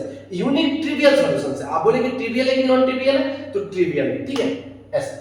अब सेकंड केस में क्या था, समराइज कर रहे थे, d बराबर 0 हो जाए तो d बराबर 0 तो दो बातें होगी। दो बातें कौन कौन सी होती है? एक बात होगी नो सॉल्यूशंस, दूसरी बात होगी infinite solutions. d equal to 0 होगा तो दो बातें होगी, no solutions, infinite solutions. Infinite solutions बहुत इजी है, सब 0 हो जाए तो इनफिनिट सॉल्यूशंस, और इस केस के अलावा जो बच गया वो हो गया नो सॉल्यूशन। जैसे कि मैं बता दूं 7/0, 8/0 और 0/0, तो सारे d1 d2 d3 0 है क्या? नहीं है, तो इनफिनिट सॉल्यूशंस नहीं होंगे। तो इसमें d 0 है तो नो सॉल्यूशंस हो जाएगा इसका। तो d 0 में क्या दो केस बनते हैं, infinite solutions, no solutions. Infinite solution तब होगा जब सारे 0 हो जाएंगे, सारे में से कम एक एटलीस्ट नॉन जीरो हो जाए, ऐसा केस बन जाए तो नो सॉल्यूशंस के केस बनेंगे। तो यहाँ पर कुछ और नहीं लिखा हुआ है, इफ द सिस्टम है यूनिक सॉल्यूशन, यूनिक सॉल्यूशंस के लिए d नॉट इक्वल टू 0 तब यूनिक सॉल्यूशंस आएंगे। इफ द सिस्टम इक्वेशन है इनकंसिस्टेंट, इनकंसिस्टेंट वर्ड का मतलब नो सॉल्यूशन। नो सॉल्यूशंस में जानते हो क्या होना चाहिए? d इक्वल टू 0 होना चाहिए और एटलीस्ट कम से कम एक d1 d2 d3 non zero होना चाहिए, तब जाकर के नो सॉल्यूशंस आएंगे। अगर d1 d2 d3 भी 0 हो जाए, d भी 0 हो जाए, तो उसके लिए अलग से केस बना गया इनफिनिट सॉल्यूशन। तीन प्लेन टकरा करके इनफिनिट सॉल्यूशंस कैसे बना सकते हैं? तीनों प्लेन एक प्लेन पे आ जाए तो इनफिनिट सॉल्यूशंस बन जाएंगे, ठीक है। तीनों प्लेन मिलकर के एक पॉइंट पे कट कर सकता है क्या? तीन प्लेन। ऐसा दो प्लेन कभी भी एक पॉइंट पे कट कर सकते हैं क्या? दो प्लेन कभी भी एक पॉइंट पे नहीं कट किया, दो प्लेन हमेशा एक लाइन पे कट करेंगे। लेकिन दो प्लेन एक लाइन पे कट किया, एक कॉमन लाइन आया और थर्ड प्लेन आकर के इसको ऐसे कट कर दिया, तो तीन प्लेन एक पॉइंट पे कट किया आ सकता है। तीन प्लेन एक पॉइंट पे कट कर सकते हैं, दो प्लेन कभी भी एक पॉइंट पे कट नहीं करेंगे। या तो कट करेंगे तो इनफिनिट पॉइंट पे कट करेंगे, या तो नहीं कट करेंगे, या तो पैरेलल होगा, ठीक है।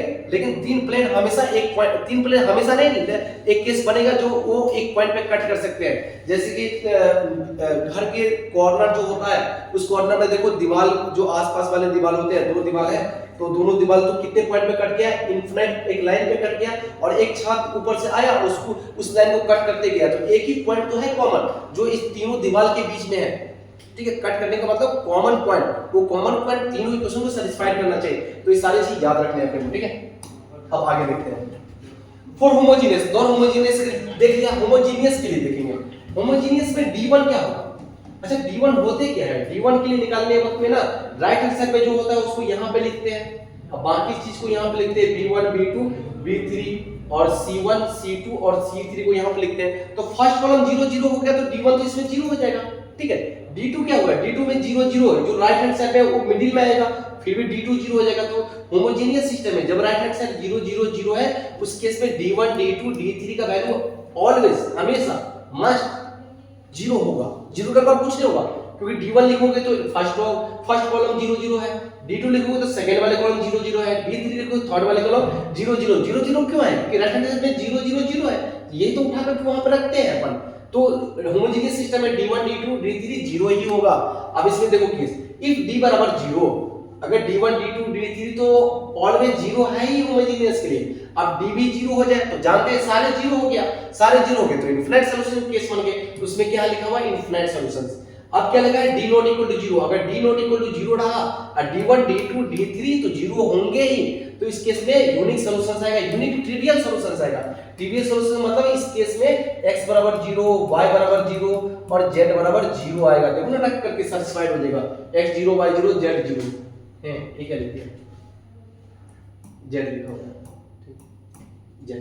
तो x 0 y 0 z 0 रखो, सैटिस्फाइड तो हो रहे हैं ना, कोई दिक्कत नहीं है। तो d नॉट इक्वल टू 0 इसके लिए होना चाहिए, यूनिक ट्रिवियल सॉल्यूशंस के लिए d नॉट इक्वल टू 0। इस केस में d1 d2 d3 0 ही है और कुछ भी नहीं है, क्योंकि d1 निकालते कैसे हैं? ऐसे निकालते हैं, एक कॉलम 0 तो 0 वैल्यू उसका, ठीक है, खत्म। अच्छा, बोला गया कि अगर होमोजेनियस सिस्टम में बोला गया कि नॉन ट्रिवियल सॉल्यूशंस आएगा, तो इसका मतलब क्या होगा? होमोजेनियस में ट्रिवियल सॉल्यूशंस आएगा, इसका मतलब हुआ कि x0 y0 z0, ठीक है। ट्रिवियल सॉल्यूशन आते कैसे हैं? ट्रिवियल सोल्यूशन आता है d नॉट इक्वल टू 0 होना चाहिए, अब बाकी क्वांटिटी 0 0 ही होना चाहिए तो ट्रिवियल सॉल्यूशंस आते हैं। अच्छा नॉन ट्रिवियल सॉल्यूशन कैसे आता है, d not equal to 0, d not equal to 0, बाकी में से कम से कम एक नॉन जीरो होना चाहिए, लेकिन यहाँ पे हो ही नहीं सकता कभी। d1 d2 d3 में से कम एक नॉन जीरो होना चाहिए, ऐसा इसमें हो ही नहीं सकते हैं कभी। तो अगर बोलते हैं कि होमोजेनियस सिस्टम में नॉन ट्रिवियल सॉल्यूशंस आ रहे हैं, नॉन ट्रिवियल सॉल्यूशंस आने का मतलब ये हुआ कि 0,0,0 के वैल्यू को नहीं रख करके बाकी वैल्यू रखा गया, तो बाकी वैल्यू तो इनफिनिट सॉल्यूशंस में लाई कर जाएगा ना। इसलिए नॉन ट्रिवियल सॉल्यूशंस अगर होमोजेनियस केस में बोला जाए तो ए वाले कंडीशन अप्लाई करने हैं, अगर ट्रिवियल सॉल्यूशंस बोला जाए तो ए वाले कंडीशन अप्लाई करने हैं। क्यों नॉन ट्रिवियल सॉल्यूशंस में इनफिनिट सॉल्यूशंस इन्वॉल्व हुआ, पहली बात जो भी डिस्कस कर रहे हैं वो नॉन होमोजेनियस वाले केस का डिस्कस कर रहे हैं। अच्छा नॉन होमोजेनियस पर डिस्कस कर रहे हैं, नॉन ट्रिवियल सॉल्यूशंस का मतलब होता है कि सॉल्यूशंस आया लेकिन वो 0 0 0 नहीं है, बस बाकी कुछ भी है 5 7 8 9 10 11, तो 0 0 0 इसमें आएगा ना, इसमें आएगा ना, क्योंकि d नॉट इक्वल टू 0 है और ये सब तो 0 0 है, तो x y z equal to 0 0 आएगा इसमें। बाकी जो केस बचा वो कहां गया, बाकी केस तो इनफिनिट सॉल्यूशंस में आ जाएगा ना, तो इनफिनिट सॉल्यूशंस में आ जाएंगे। तो जब होमोजेनियस में बोला गया कि नॉन ट्रिवियल सॉल्यूशंस मतलब 0 0 0 को छोड़ के बाकी सॉल्यूशंस बताओ, तो बाकी सॉल्यूशंस तो इनफिनिट सॉल्यूशंस में आएंगे, तो ए वाले कंडीशन यूज कर रहे हैं। ठीक है, ओके, ये सब रहा थ्योरी पार्ट, इतना ही थ्योरी पार्ट है डिटरमिनेंट के अंदर। अब एक दो क्वेश्चंस करेंगे और कंप्लीट हो जाएगा। ठीक है, अब यहां पे बोला गया, अब क्वेश्चंस करते हैं। Find the real value of r, r का वैल्यू फाइंड आउट करना है for which the flowing system of linear equation has non trivial solutions. यहां पे बोला गया नॉन ट्रिवियल सॉल्यूशन, पहले जो सिस्टम को देखा उस सिस्टम में देखा कि 0 0 0 यहां पे लिखे हुए हैं, इसका मतलब होमोजेनियस का बात कर रहा है। होमोजेनियस में क्या होते हैं, होमोजेनियस में एक होता है, दो बातें होती है, एक तो होता है जब x भी 0 y भी 0 z भी 0, उसको बोलते हैं ट्रिवियल सॉल्यूशन। तो इसमें बोला गया नॉन ट्रिवियल सॉल्यूशन, तो वो वाला केस को अप्लाई नहीं करना है, तो कौन वाला केस अप्लाई करना है, इनफिनिट सॉल्यूशंस वाले केस अप्लाई करने हैं, उसमें नॉन ट्रिवियल सॉल्यूशंस आ जाएंगे। तो इसमें इनफिनिट वाले केस अप्लाई करने हैं, तो इनफिनिट वाले केस मतलब इसके इनफिनिट सॉल्यूशंस है, ये बोला गया है क्वेश्चंस के अंदर, इनडायरेक्टली बोल दिया कि इसके इस जो सिस्टम है इसकी इनफिनिट सॉल्यूशंस है। ठीक है, तो बताना है, क्या बताना है, find the non trivial solution, solutions भी बताना है और r का वैल्यू भी बताना है इसमें। ठीक है, तो इनफिनिट वाले में इस जब होमोजेनियस लिखा है तो d1 d2 और d3 ये तो 0 है, और इनफिनिट कैसे बनेगा, जब d भी 0 होगा, तो इसका डिटरमिनेंट d लिखा, d लिखने वक्त में सिंपल x और y z को भूल जाओ, डिटरमिनेंट के अंदर रख दो, तो डिटरमिनेंट के अंदर क्या आ जाएगा, 2r आ जाएगा, यहां से -2 आएगा, यहां से 3 आ जाएगा, 1 आएगा, r आएगा, 2 आएगा, यहां से 2 आएगा, और इसमें y नहीं अवेलेबल है तो y 0 यूज करेंगे, और z का कोएफिशिएंट क्या है, r, a है d, इसका वैल्यू निकाल लेते हैं अपन, तो क्या आ जाएगा 2r, a गया तो r स्क्वायर, यहां से r स्क्वायर, ठीक है, प्लस 2 a गया तो r माइनस 4, ठीक है, लास्ट में क्या आ जाएगा 3z, सॉरी 3 a गया 0 माइनस 2, क्या है -2 इसका टू 0, ठीक है, d इसका टू 0 कर रहा है, यहां से मल्टीप्लाई करेंगे, 2 तो सब में 2 गया, सॉरी 2 गया, तो r मल्टीप्लाई करेंगे तो क्या आ जाएगा, r क्यूब आ गया, यहां से ये तो 2 चले गया, तो यहां पे r लिखे हुए हैं, r -4 लिखा हुआ है, और यहां पे लिखा है -3r लिखा हुआ है, ठीक है, -12 है, -3r अब प्लस r, तो क्या आ जाएगा -2r आ जाएगा, ठीक है, और -4 इक्वल टू 0, ठीक है, क्या रखेंगे तो सेटिस्फाइड हो रहा है, r इक्वल टू अगर 1 रखेंगे तो सेटिस्फाइड हो रहा है, 2 रखने पे सेटिस्फाइड हो रहा है, r इक्वल टू 2 इसके सॉल्यूशंस है, तो r इक्वल टू 2 रखने पे सेटिस्फाइड हो रहा है, तो r - 2 तीन बार लिखो, इसको फैक्टराइज करना है तो r - 2, ठीक है, तीन बार लिखा, तो इसको माइनस करने के लिए r स्क्वायर लिखना पड़ेगा, तो -2r स्क्वायर आ गया, वो तो है ही, +2r स्क्वायर को हटा दो तो +2r चल गया, -4 आ गया, तो -4 इससे मैच कर गया, और 2r, अच्छा a क्या लिखा है -2r स्क्वायर, तो -2r लिखना पड़ेगा, तब तो +2r स्क्वायर से कैंसिल आउट हो जाएगा, तो -4r लिख लिया, जबकि है तो +2 मल्टीप्लाई करना पड़ेगा, तो -4r और 2r माइनस करके देगा, और इससे माइनस हो गया, तो ओवरऑल क्या आ गया, r - 2 into r square, 2r + 2r को फिर से ब्रेक कर दिया, कैसे ब्रेक कर दिया, चलो पहले लिख लेता हूं, 2r + 2 इक्वल टू 0, ठीक है। अच्छा इसका डिस्क्रिमिनेंट क्या है, discriminant equal to b square minus 4ac। Discriminant negative है मतलब ए होल क्वांटिटी पॉजिटिव है, इधर डिवाइड कर दिया तो आर का वैल्यू आ गया 2, सिंपल, ठीक है। बाकी आर कॉम्प्लेक्स नंबर आएगा, उन्हें अपने ऊपर कंसीडर करना है। तो मुझे आर निकालना है तो आर फाइंड आउट हो गया। अब बोला है कि आर जब 2 है तो 2 इसके अंदर रख दो, तो 2 इसके अंदर रख देंगे, 2 इसके अंदर रख दो तो 2 रख दोगे तो क्या आ जाएगा 4x बन गया, 2 रखोगे तो -2y बन गया और ये बन गया 3z इक्वल टू 0। 2 रख दोगे तो x plus 2y plus 2z equal to 0। x equal to r equal to 2 रखना है तो 2x plus 2z equal to 0। इसको और भी अच्छे से 2 से डिवाइड करके लिखा तो x plus z equal to 0, ठीक है। तो ये तीनों इक्वेशन आया, इस तीनों इक्वेशन के कितने सॉल्यूशंस हैं, इनफिनिट सॉल्यूशंस है। तो वो इनफिनिट सॉल्यूशंस लिख करके बोल रहा है बताओ। तो इनफिनिट सॉल्यूशंस लिखना तो पॉसिबल नहीं इनफिनिट सॉल्यूशन, लेकिन एक तरीका है इनफिनिट सॉल्यूशंस को लिखने का। देखो कैसे लिखते हैं इनफिनिट सॉल्यूशंस को, वो लिखने आना चाहिए, जरूरत पड़ेगा उसका, ठीक है। तो इनफिनिट सॉल्यूशंस लिखते हैं तो ऐसा करते हैं x इक्वल टू माना k, तो x अगर k होगा तो इसमें रख दिया तो k plus z equal to क्या आ गया 0, तो z इक्वल टू क्या आ गया -k, तो x इक्वल टू k तो z इक्वल टू आ गया -k। और इसमें रख देते सेकंड वाले में, तो x की जगह पे k रखा हो, y निकालना है अपने को, z क्या है, z है -k, तो -2k इक्वल टू 0। तो यहां से क्या आ रहा है y इक्वल टू क्या आ रहा है 2y इक्वल टू k, तो y इक्वल टू क्या आ रहा है k/2, ठीक है। तो x का वैल्यू है k, y का वैल्यू क्या है k/2 और z का वैल्यू क्या आ गया -k। और यहाँ पे k क्या है, k belongs to real number, मतलब जैसे जैसे रियल नंबर पुट करते जाएंगे वैसे वैसे इसके सॉल्यूशंस देते चल जाएगा।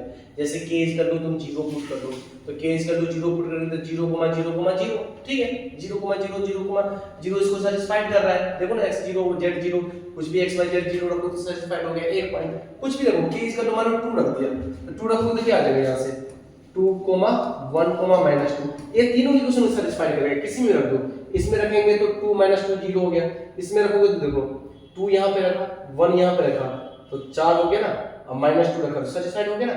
2 रखो यहाँ पे तो 8 बना, 1 रखो तो -2 तो 8 में से 2 गया तो 7 6 और -2 रखो तो -6 तो 0 हो गया ना।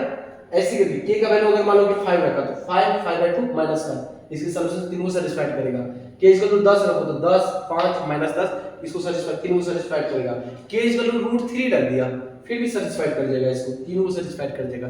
ऐसे करके इनफिनिट सॉल्यूशन लिखा जा सकता है। तो बोल रहा था कि नॉन इसके infinite solution non trivial solution लिख करके बताओ। तो ऐसे लिखने का तरीका क्या है, ये तरीके हैं लिखने के, ये तरीके हैं लिखने के। कौन सा तरीके, ये तरीके हैं, ये तरीके से लिख सकते हैं अपन, ठीक है।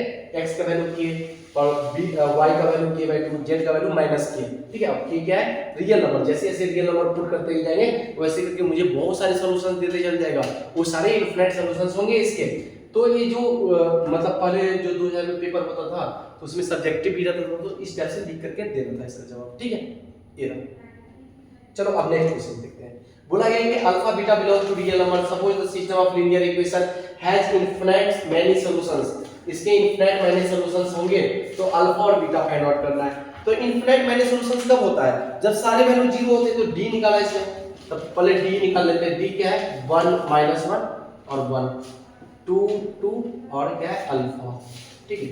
और क्या है 3 -1 4, ये है d। तो d जब निकालोगे तो 1 ऐसे ब्रेक कर दिया, ठीक है। 1 गया 1 गया तो 8 अब minus minus plus 8 plus alpha, ये +1 1 गया 1 गया तो 8 - 3 अल्फा, 8 - 3 अल्फा, ठीक है। फिर क्या आ जाएगा 1 1 गया 1 गया तो -2 अब -6 तो -8, ठीक है, equal to d equal to 0 करना है। तो यहाँ से आ रहा है 8 plus alpha plus 8 - 3 alpha -8 equal to 0, ठीक है। ये तो कट गया, ठीक है। -2 अल्फा उधर गया तो 2 अल्फा इक्वल टू 8, तो अल्फा इक्वल टू कितना आ गया 4, ठीक है। अल्फा इक्वल टू 4 था ना, अल्फा इक्वल टू 4 है। इस क्वेश्चन में बोला गया था कि अल्फा और बीटा निकालो और इसे क्वाड्रेटिक बना करके दिखाओ, ठीक है। अल्फा बीटा निकालेंगे क्वाड्रेटिक बनाओगे, ठीक है। बीटा निकालने के लिए क्या करना होगा, बीटा निकालने के लिए देखो ना इस वाले को कहाँ रखें, अगर d1 में रखेंगे तो अल्फा का वैल्यू मुझे 4 यूज करना पड़ेगा। अगर इसको हम कहाँ रखते हैं, इसमें रख देंगे तो मुझे अल्फा का वैल्यू यूज नहीं करना पड़ेगा, डायरेक्ट आंसर आ जाएगा। तो D1 भी 0 होगा, D2 भी 0 होगा, D3 भी 0 होगा, तो D1 निकाला। चलो ठीक है, D1 निकाल दिया। तो D1 के लिए मुझे ये वाला यूज करना होगा 5 8 और क्या यूज करना होगा, बीटा यूज करना पड़ेगा, ठीक है। और इसको यहाँ पे को रख दिया फर्स्ट वाले, बाकी को तो ऐसे लिखो -1 2 और -1, ठीक है। और यहाँ पे क्या आ जाएगा 1 अल्फा का वैल्यू 4 है और यहाँ पे क्या आ जाएगा 4 आ जाएगा। इसको कैलकुलेट करो तो क्या निकलेगा, ये D1 निकलेगा, ठीक है। मतलब अल्फा का वैल्यू 4 बन जाएगा, D1 निकलेगा। D1 क्या होना चाहिए, 0 होना चाहिए। तो इसको कैलकुलेट करो, यहाँ से बीटा निकल जाएगा। D3 भी 0 होना चाहिए और D4 भी 0 होना चाहिए। तो सब निकालने हैं, ऐसे नहीं निकालने हैं।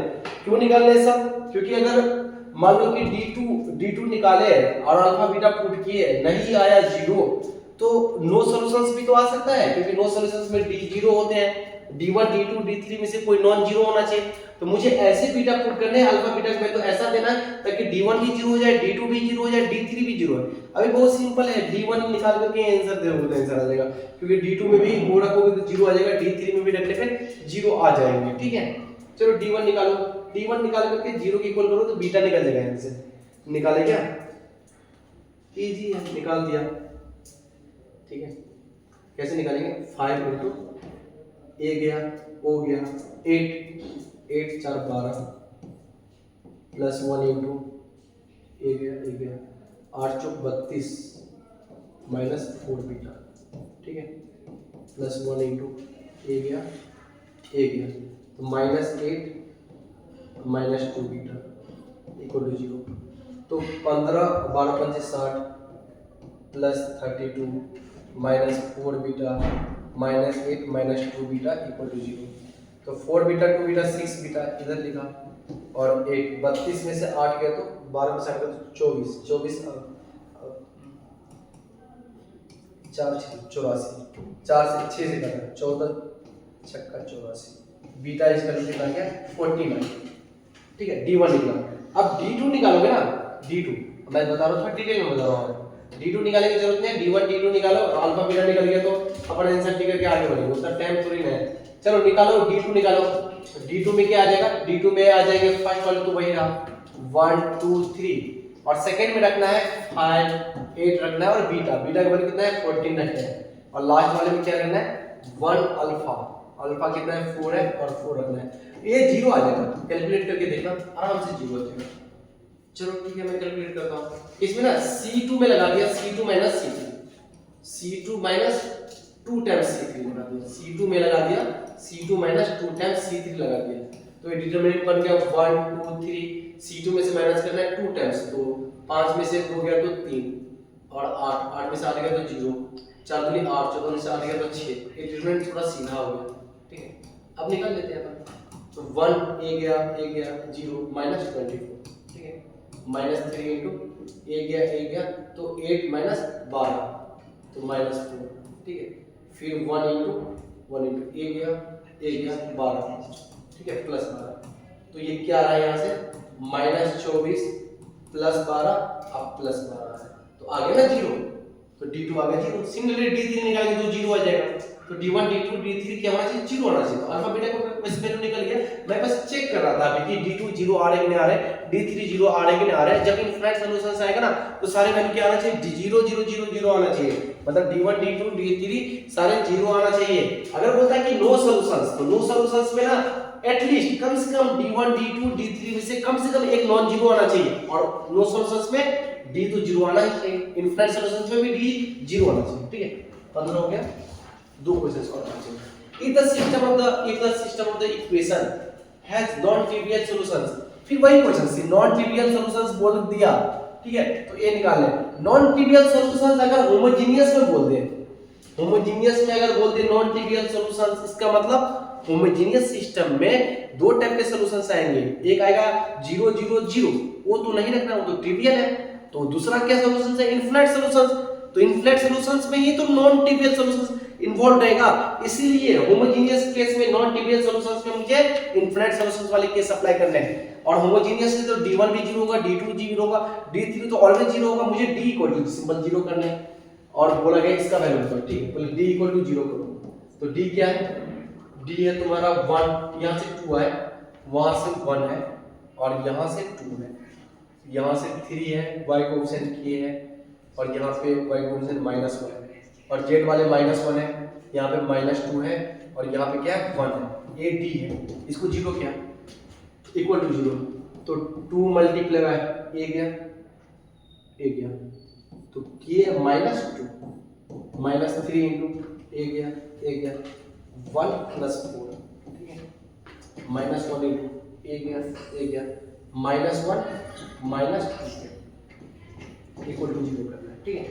यहाँ से 2k -4 आ रहा है, यहाँ से -3 -12 आ रहा है, -3 -12, यहाँ से +1 + 2k इसका टू 0 आ रहा है, तो 2k + 2k आ गया 4k, -4 -3 -7 -19, और क्या कहते हैं -18, उधर जाएगा तो +18, तो k इसका तो क्या आ रहा है 9/2 आ रहा है, k का वैल्यू कितना आ रहा है 9/2, ठीक है, ओके।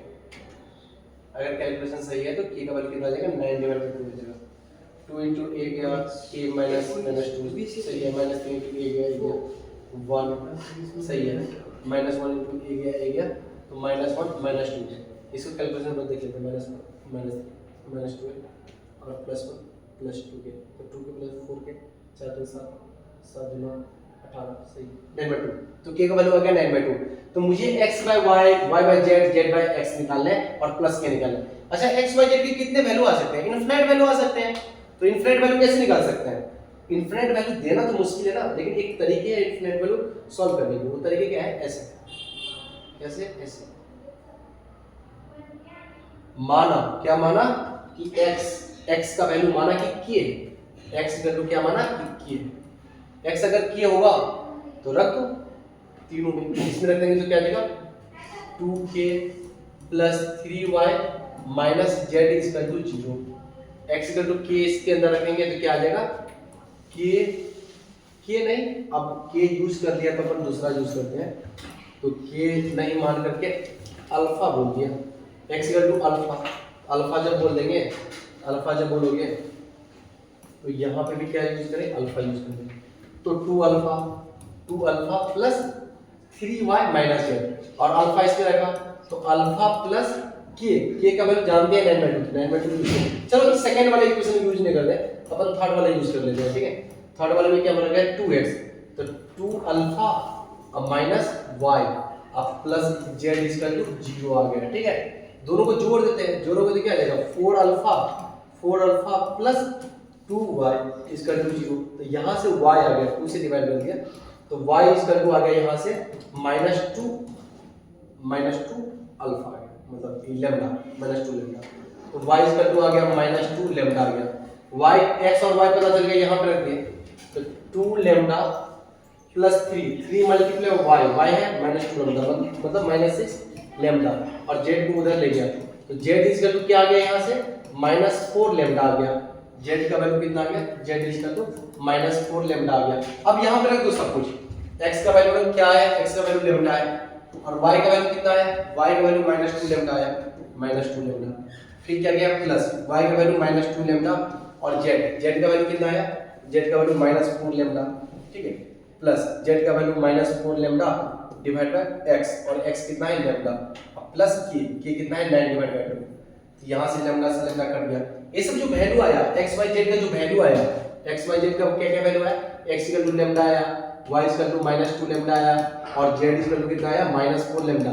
यही तो इनफिनिट सॉल्यूशंस है, लैम्डा इसमें belongs to real number, lambda = 0 रखो तो 0,0,0 इसके सॉल्यूशंस है, देखो 0 0 रखो तो सैटिस्फाइड हो रहा है, लैम्डा = 1 रखोगे तो सॉल्यूशंस क्या आएगा 1, -2, -4 रख करके देखो किसी क्वेश्चन में सैटिस्फाइड हो जाएगा, मान लो इसमें रख करके देखा तो 2 आ गया, और यहाँ से क्या आ जाएगा +2 आ जाएगा, तो कितना आ जाएगा 4, और 4 अब -4, 0 सब्सट्रैक्ट करना है ना, ऐसी लैम्डा की वैल्यू 2 रखो तो यहाँ से एक आंसर आएगा, 3 रखो 4 रखो, ऐसे भी लैम्डा के इनफिनिट वैल्यू रख दोगे तो यहाँ से इनफिनिट सॉल्यूशन आएगा, और सारे वैल्यू सारे इक्वेशन को सैटिस्फाइड करेगा, क्योंकि तीनों इक्वेशन को साइमल्टेनियसली सॉल्व किया गया है।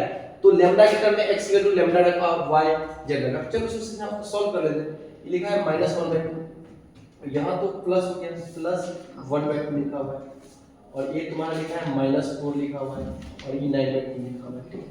ये तो पार्ट कर गए, तो 4 दूनी 8, तो 1/2 आ रहे हैं इसके, ठीक है। इसका वैल्यू कितना आ रहा है 1/2, मतलब 0.5 आ रहा है, ठीक है। ओके, इस टाइप से इसका वैल्यू निकालना था, ठीक है ना।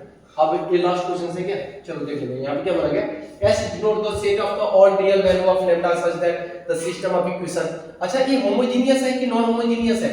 यहाँ पे अगर 0 0 0 हो तो उसको बोलते हैं होमोजेनियस। 0 0 के अलावा तीनों 0 होना जरूरी है होमोजेनियस के लिए। तीन में से कम एक नॉन जीरो हो जाए, मतलब तीनों 0 नजर आए तो होमोजेनियस, उसमें से तीनों 0 नहीं नजर आए, जरूरी नहीं कि 0 भी नजर आए, 0 भी नजर आए, यहाँ 1 नजर आए तो नॉन होमोजेनियस। तो ये नॉन होमोजेनियस सिस्टम है। अब बोला गया कि एस डिनोट द, ठीक है, सिस्टम इनकंसिस्टेंट। इनकंसिस्टेंट में क्या बताया था, इनकंसिस्टेंट मतलब नो सॉल्यूशंस। नो सॉल्यूशंस कब आएंगे, जब d 0 होगा और एटलीस्ट, कम से कम एटलीस्ट d1 d2 और d3, इसमें से कम एक एटलीस्ट 1 नॉन जीरो होना चाहिए, ठीक है। तो इसको बोलते हैं नो सॉल्यूशन। जैसे 5/0, ये नो सॉल्यूशंस होगा, इसमें कोई डिफाइन नहीं हो सकता है, ठीक है, क्योंकि नीचे 0 आ गया, ठीक है। चलो ठीक है, तो सबसे पहले d = 0 कर दिया। d कैसे निकालते हैं, यहां से सिंपली रख दिया x एक कोएफिशिएंट क्या है लैम्डा, यहां पे क्या है 1, यहां पे क्या है 1, और y कोएफिशिएंट 1 है, लैम्डा है, फिर क्या है 1 और 1 1 लैम्डा, ये क्या है d = 0 करना है, इसको सॉल्व करना है, ठीक है। तो क्या लगा दे, C2 में लगा देते हैं, R2 और R3 में C2 में लगा देते हैं। C2 को चेंज कर दिया C2 - C3 से, ताकि थोड़ा इजी हो जाए। तो C2 को अगर C3 से चेंज करोगे तो निकल जाएगा। अपन कहाँ पे सॉल्व कर रहे हैं, ये इधर इधर होगा क्या, ये वाला इधर ही वाइट।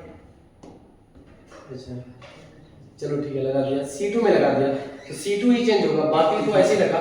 क्या चेंज होगा, 0 यहाँ आ जाएगा लैम्डा -1, यहाँ आ जाएगा 1 - लैम्डा। चलो ठीक है, लगाने की जरूरत नहीं था बट लगा दिया। चलो सॉल्व कर लो, तो लैम्डा इनटू क्या आ गया, a गया तो 1 से मल्टीप्लाई होकर लैम्डा -1 और इससे मल्टीप्लाई होकर माइनस साइन के साथ, तो -1 प्लस लैम्डा, मतलब प्लस लैम्डा -1, ठीक है, सही लिखा ना, ये गया, ठीक है। ये तो प्लस माइनस प्लस, तो +1 के साथ a जाएगा, तो इससे मल्टीप्लाई होगा, इससे 1 - लैम्डा अब माइनस लैम्डा +1, ठीक है, ये आ गया = 0। तो यहाँ से आ रहा है लैम्डा × 2 लैम्डा -2 और यहाँ पे तो क्या आ रहा है 1 1 2 आ रहा है, +2 - 2 लैम्डा = 0, ठीक है। चलो क्वाड्रेटिक बन गया क्या, 2 लैम्डा का होल स्क्वायर -2 लैम्डा +2 - 2 लैम्डा = 0। तो क्या है 2 लैम्डा का होल स्क्वायर -4 लैम्डा +2 = 0, ठीक है। तो लैम्डा का होल स्क्वायर -2 लैम्डा +1 = 0, तो लैम्डा -1 का होल स्क्वायर बन गया, मतलब लैम्डा = क्या आ गया 1 आ गया, ठीक है, लैम्डा = 1 आ गया, ठीक है। अच्छा ठीक है, लैम्डा = 1 आ गया, तो मुझे निकालना है यहाँ पे लैम्डा = 1 नहीं, लैम्डा = 2 होना चाहिए, lambda = 1, okay okay okay okay.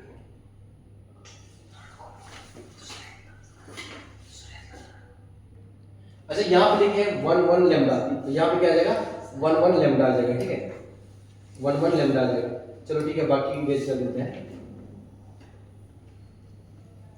ठीक है। मुझे इसका चश्मा अच्छा लग रहा है, ठीक है, इसको ओपन कर दिया तो लैम्डा × a गया तो लैम्डा से मल्टीप्लाई होकर क्या आ जाएगा लैम्डा स्क्वायर माइनस लैम्डा -1 और प्लस लैम्डा, ठीक है, ऐसा। फिर 1 × a जाएगा, इससे मल्टीप्लाई होगा तो 1 - लैम्डा अब माइनस लैम्डा +1, ठीक है, माइनस लैम्डा +1 = 0।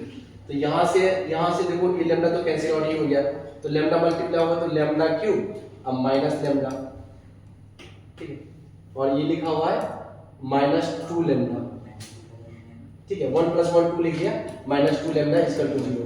तो लैम्डा क्यूब -3 लैम्डा, आज लैम्डा चल रहा है पता नहीं क्यों, ठीक है ऐसा। अब x इक्वल टू 1 रखने में सेटिस्फाइड हो रहा है ना, तो लैम्डा माइनस 1 इसका एक रूट होगा लैम्डा माइनस 1। अब इस क्यूबिक को भी सॉल्व करना पड़ेगा, ठीक है।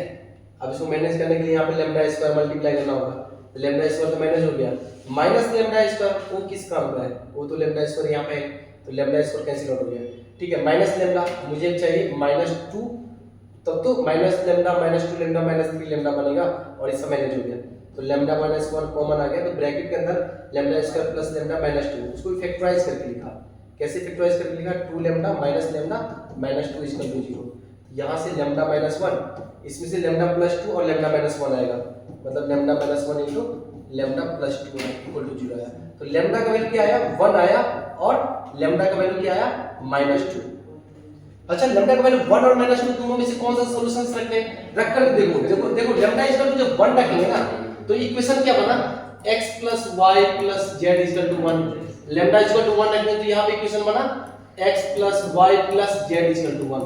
तो ध्यान से देखो ये दोनों इक्वेशन सेम आ गया, एक प्लेन की इक्वेशन है, ये भी प्लेन की इक्वेशन है। दो प्लेन अगर एक प्लेन पे आ जाए तो कितने पॉइंट ऑफ इंटरसेक्शन आ जाएंगे, इनफाइनाइट नंबर ऑफ इंटरसेक्शन आ जाएगा। इनफाइनाइट नंबर ऑफ इंटरसेक्शन आ जाएगा इसका मतलब उसके सॉल्यूशंस आएंगे। अगर उसके सॉल्यूशंस आएंगे तो कंसिस्टेंट होगा, इनकंसिस्टेंट नहीं होगा। इनकंसिस्टेंट का मतलब सॉल्यूशंस नहीं आना चाहिए। तो लैम्डा इक्वल टू 1 रिजेक्ट हो गया। लैम्डा इक्वल टू 1 क्यों रिजेक्ट हुआ, क्योंकि लैम्डा इक्वल टू 1 जब रखा तो दोनों इक्वेशन सेम बन गया, मतलब दोनों प्लेन एक ही प्लेन पे आ गए, तो इनफाइनाइट सॉल्यूशंस आ गए। इनफाइनाइट सॉल्यूशंस आना मतलब सॉल्यूशंस आना मतलब कंसिस्टेंट, और सॉल्यूशंस न आना मतलब इनकंसिस्टेंट। तो इनकंसिस्टेंट कब होगा, जब lambda equal to -2 lambda equal to -2 इसके अंदर रखोगे तो इसके कोई सॉल्यूशंस नहीं आएंगे। क्यों सॉल्यूशंस नहीं आएगा, क्योंकि उसका d 0 है, d 0 करके ही तो लैम्डा निकाले। तो लैम्डा इक्वल टू -2 इसके अंदर पुट करोगे तो इसका वैल्यू 0 हो जाएगा ना, क्योंकि इसी इक्वेशन को सॉल्व किए तो इसको सैटिस्फाइड करेगा, ठीक है। तो लैम्डा इक्वल टू -2 यहां पर रखोगे तो -2 रखोगे तो क्या आ जाएगा, -2 का होल स्क्वायर कितना हो जाएगा 4। अब -2 का मॉड क्या हो जाएगा +2 हो जाएगा, तो इसका आंसर कितना हो जाएगा 6 आंसर आ जाएगा, ठीक है। लैम्डा के कितने वैल्यू है, लैम्डा बिलोंग टू s, तो यहां पे बोला गया कि s denote the set of all real value of lambda, मतलब लैम्डा के जो रियल वैल्यू आ रहा है तो लैम्डा का तो एक ही वैल्यू आया, तो एक ही वैल्यू रख करके ए आंसर आया। मान लो कि लैम्डा इक्वल टू 1 भी आता ना तो 1 भी रखते 1 रखते और उसको भी इसके अंदर जोड़ते, क्योंकि सिग्मा लगा हुआ है। तो लैम्डा तो एक ही एलिमेंट आया तो एक ही एलिमेंट रख करके आंसर कितना आ गया, इसका 6 आंसर आ गया, ठीक है। इसके 6 है। अच्छा एक और क्वेश्चन है, अब नहीं, अच्छा इसमें ऑप्शन थोड़ा अजीब दिया हुआ है। तो सबसे पहले देखो ऑप्शन में ना दिया हुआ है इनफिनिट सॉल्यूशंस की बात कर रहा है, इनफिनिट सॉल्यूशंस, नो सॉल्यूशंस की बात कर रहे हैं, ठीक है। ये सब बातें कर रहे हैं तो मुझे डी तो पहले निकालना ही पड़ेगा, क्योंकि डी पे ही डिपेंड करता है सब कुछ। चलो डी निकालते हैं। डी निकालने के लिए x का कोएफिशिएंट अल्फा, x का कोएफिशिएंट 1 और इसमें एक कोएफिशिएंट 1 है, y का कोएफिशिएंट 1, यहां से क्या आ गया अल्फा, और y का कोएफिशिएंट क्या है वहां पे 1 है, z का कोएफिशिएंट क्या है 1 और z का कोएफिशिएंट यहां पे क्या है 1 है और z का कोएफिशिएंट वहां पे अल्फा है, ठीक है। चलो इसको फाइंड आउट करना है, तो इसको फाइंड आउट करना है तो डायरेक्ट ओपन कर दिया, अल्फा इनटू ए गया तो अल्फा स्क्वायर माइनस 1 इनटू ए गया तो अल्फा -1, ठीक है, +1 इनटू प्लस ए गया तो 1 माइनस अल्फा, इसको तो 0 कर रहे हैं। यहाँ से फिर से क्यूब बन गया, alpha cube minus alpha +1 minus alpha इसको तो 0, ठीक है। तो अल्फा क्यूब -3 अल्फा +2 इसका तो 0, यही बना था क्या पिछले वाले क्वेश्चंस में, अल्फा क्यूब -3 अल्फा +2, देखना बार बार बन रहा है, अगली बार भी बनेगा। तो अल्फा इक्वल टू क्या आता है 1 और अल्फा इक्वल टू क्या आता है -2, ठीक है, 1 और -2 आता है। अच्छा 1 और -2 आता है तब जाकर के इसका d 0 होते हैं, तो इनफिनिट सॉल्यूशंस के लिए d तो 0 होना पड़ेगा, तो d 0 होना पड़ेगा मतलब अल्फा इक्वल टू 1 और अल्फा इक्वल टू -2, तो अल्फा इक्वल टू बोल दिया, क्या बोल रहा है कि अल्फा इक्वल टू 2 बताओ, तो अल्फा इक्वल टू 2 तो आया नहीं, तो यही स्टेटमेंट क्या हो गया है, बोला कि व्हिच इज नॉट करेक्ट, तो यही स्टेटमेंट गलत है। अपना ऑप्शन टिक करके आगे बढ़ सकते हैं, ठीक है। लेकिन अभी फिलहाल समझते हैं कि बाकी ऑप्शन क्यों सही है, ठीक है। इफ हैज नो सॉल्यूशंस, इसके सॉल्यूशंस नहीं आएंगे, तो नो सॉल्यूशंस के लिए क्या था d 0 था और एटलीस्ट कम से कम एक d1 d2 d3 नॉट 0 होना चाहिए, तो d 0 से अल्फा इक्वल टू -2 बोला गया, सही बात है, अल्फा इक्वल टू -2 और अल्फा इक्वल टू जब -2 इसके अंदर रखेंगे इसके अंदर रखेंगे, इस इक्वेशन के अंदर, तो ये जो बीटा है, बीटा का वैल्यू 1 आना चाहिए, ठीक है। तो बीटा का वैल्यू 1 कैसे आ सकता है, थोड़ा सा चलो नेक्स्ट पेज में करते हैं। तो अल्फा इक्वल टू क्या यूज करना है, -2, अल्फा इक्वल टू -2 यूज करो और बीटा इक्वल टू 1 यूज करो, तो एटलीस्ट कम से कम एक d1 d2 d3 में से नॉन जीरो आना चाहिए, तब जाकर उसके 9 सॉल्यूशंस आएंगे, ठीक है।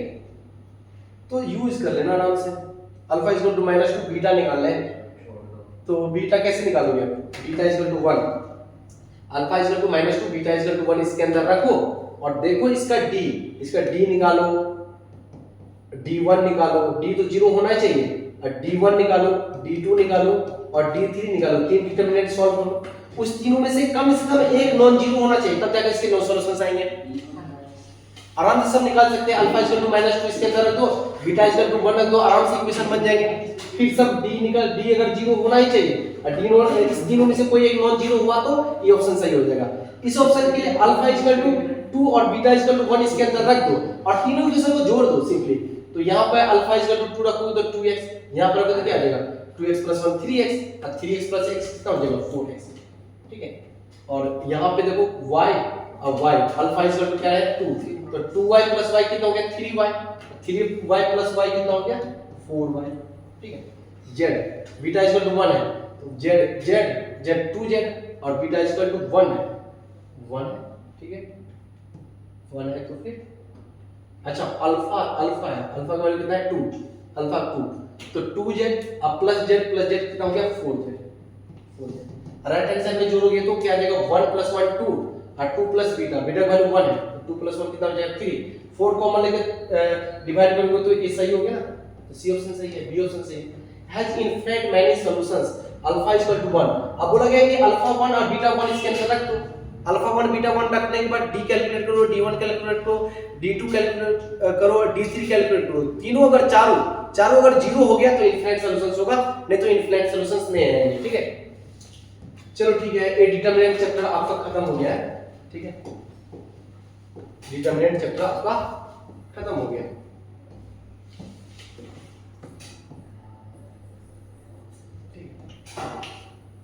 अब क्या करने वाले हम, डिटरमिनेंट चैप्टर के जो भी सिंटैक्स एक्सरसाइज 1, 2 और एक्सरसाइज 1 और 2 और 3 मतलब सारे पार्ट में सॉल्यूशंस डालूंगा, सारे मॉड्यूल्स के सॉल्यूशंस आ जाएंगे। डिटरमिनेंट्स के बाद हो सकता है तो स्ट्रेट लाइन स्टार्ट करेंगे या तो मैट्रिक्स से स्टार्ट करेंगे, बट डिटरमिनेंट के सारे थ्योरी पार्ट और जो भी क्वेश्चंस हो सके हम जितना हो सके कवर करने की कोशिश किए हैं। जेमेंस के क्वेश्चंस बहुत सारे किए हैं, नेक्स्ट चैप्टर लेकर के आ रहे हैं स्ट्रेट लाइन और डिटरमिनेंट का एक्सरसाइज मॉड्यूल्स का एक्सरसाइज डिस्कशन करेंगे, ओके, ठीक है। Best of luck.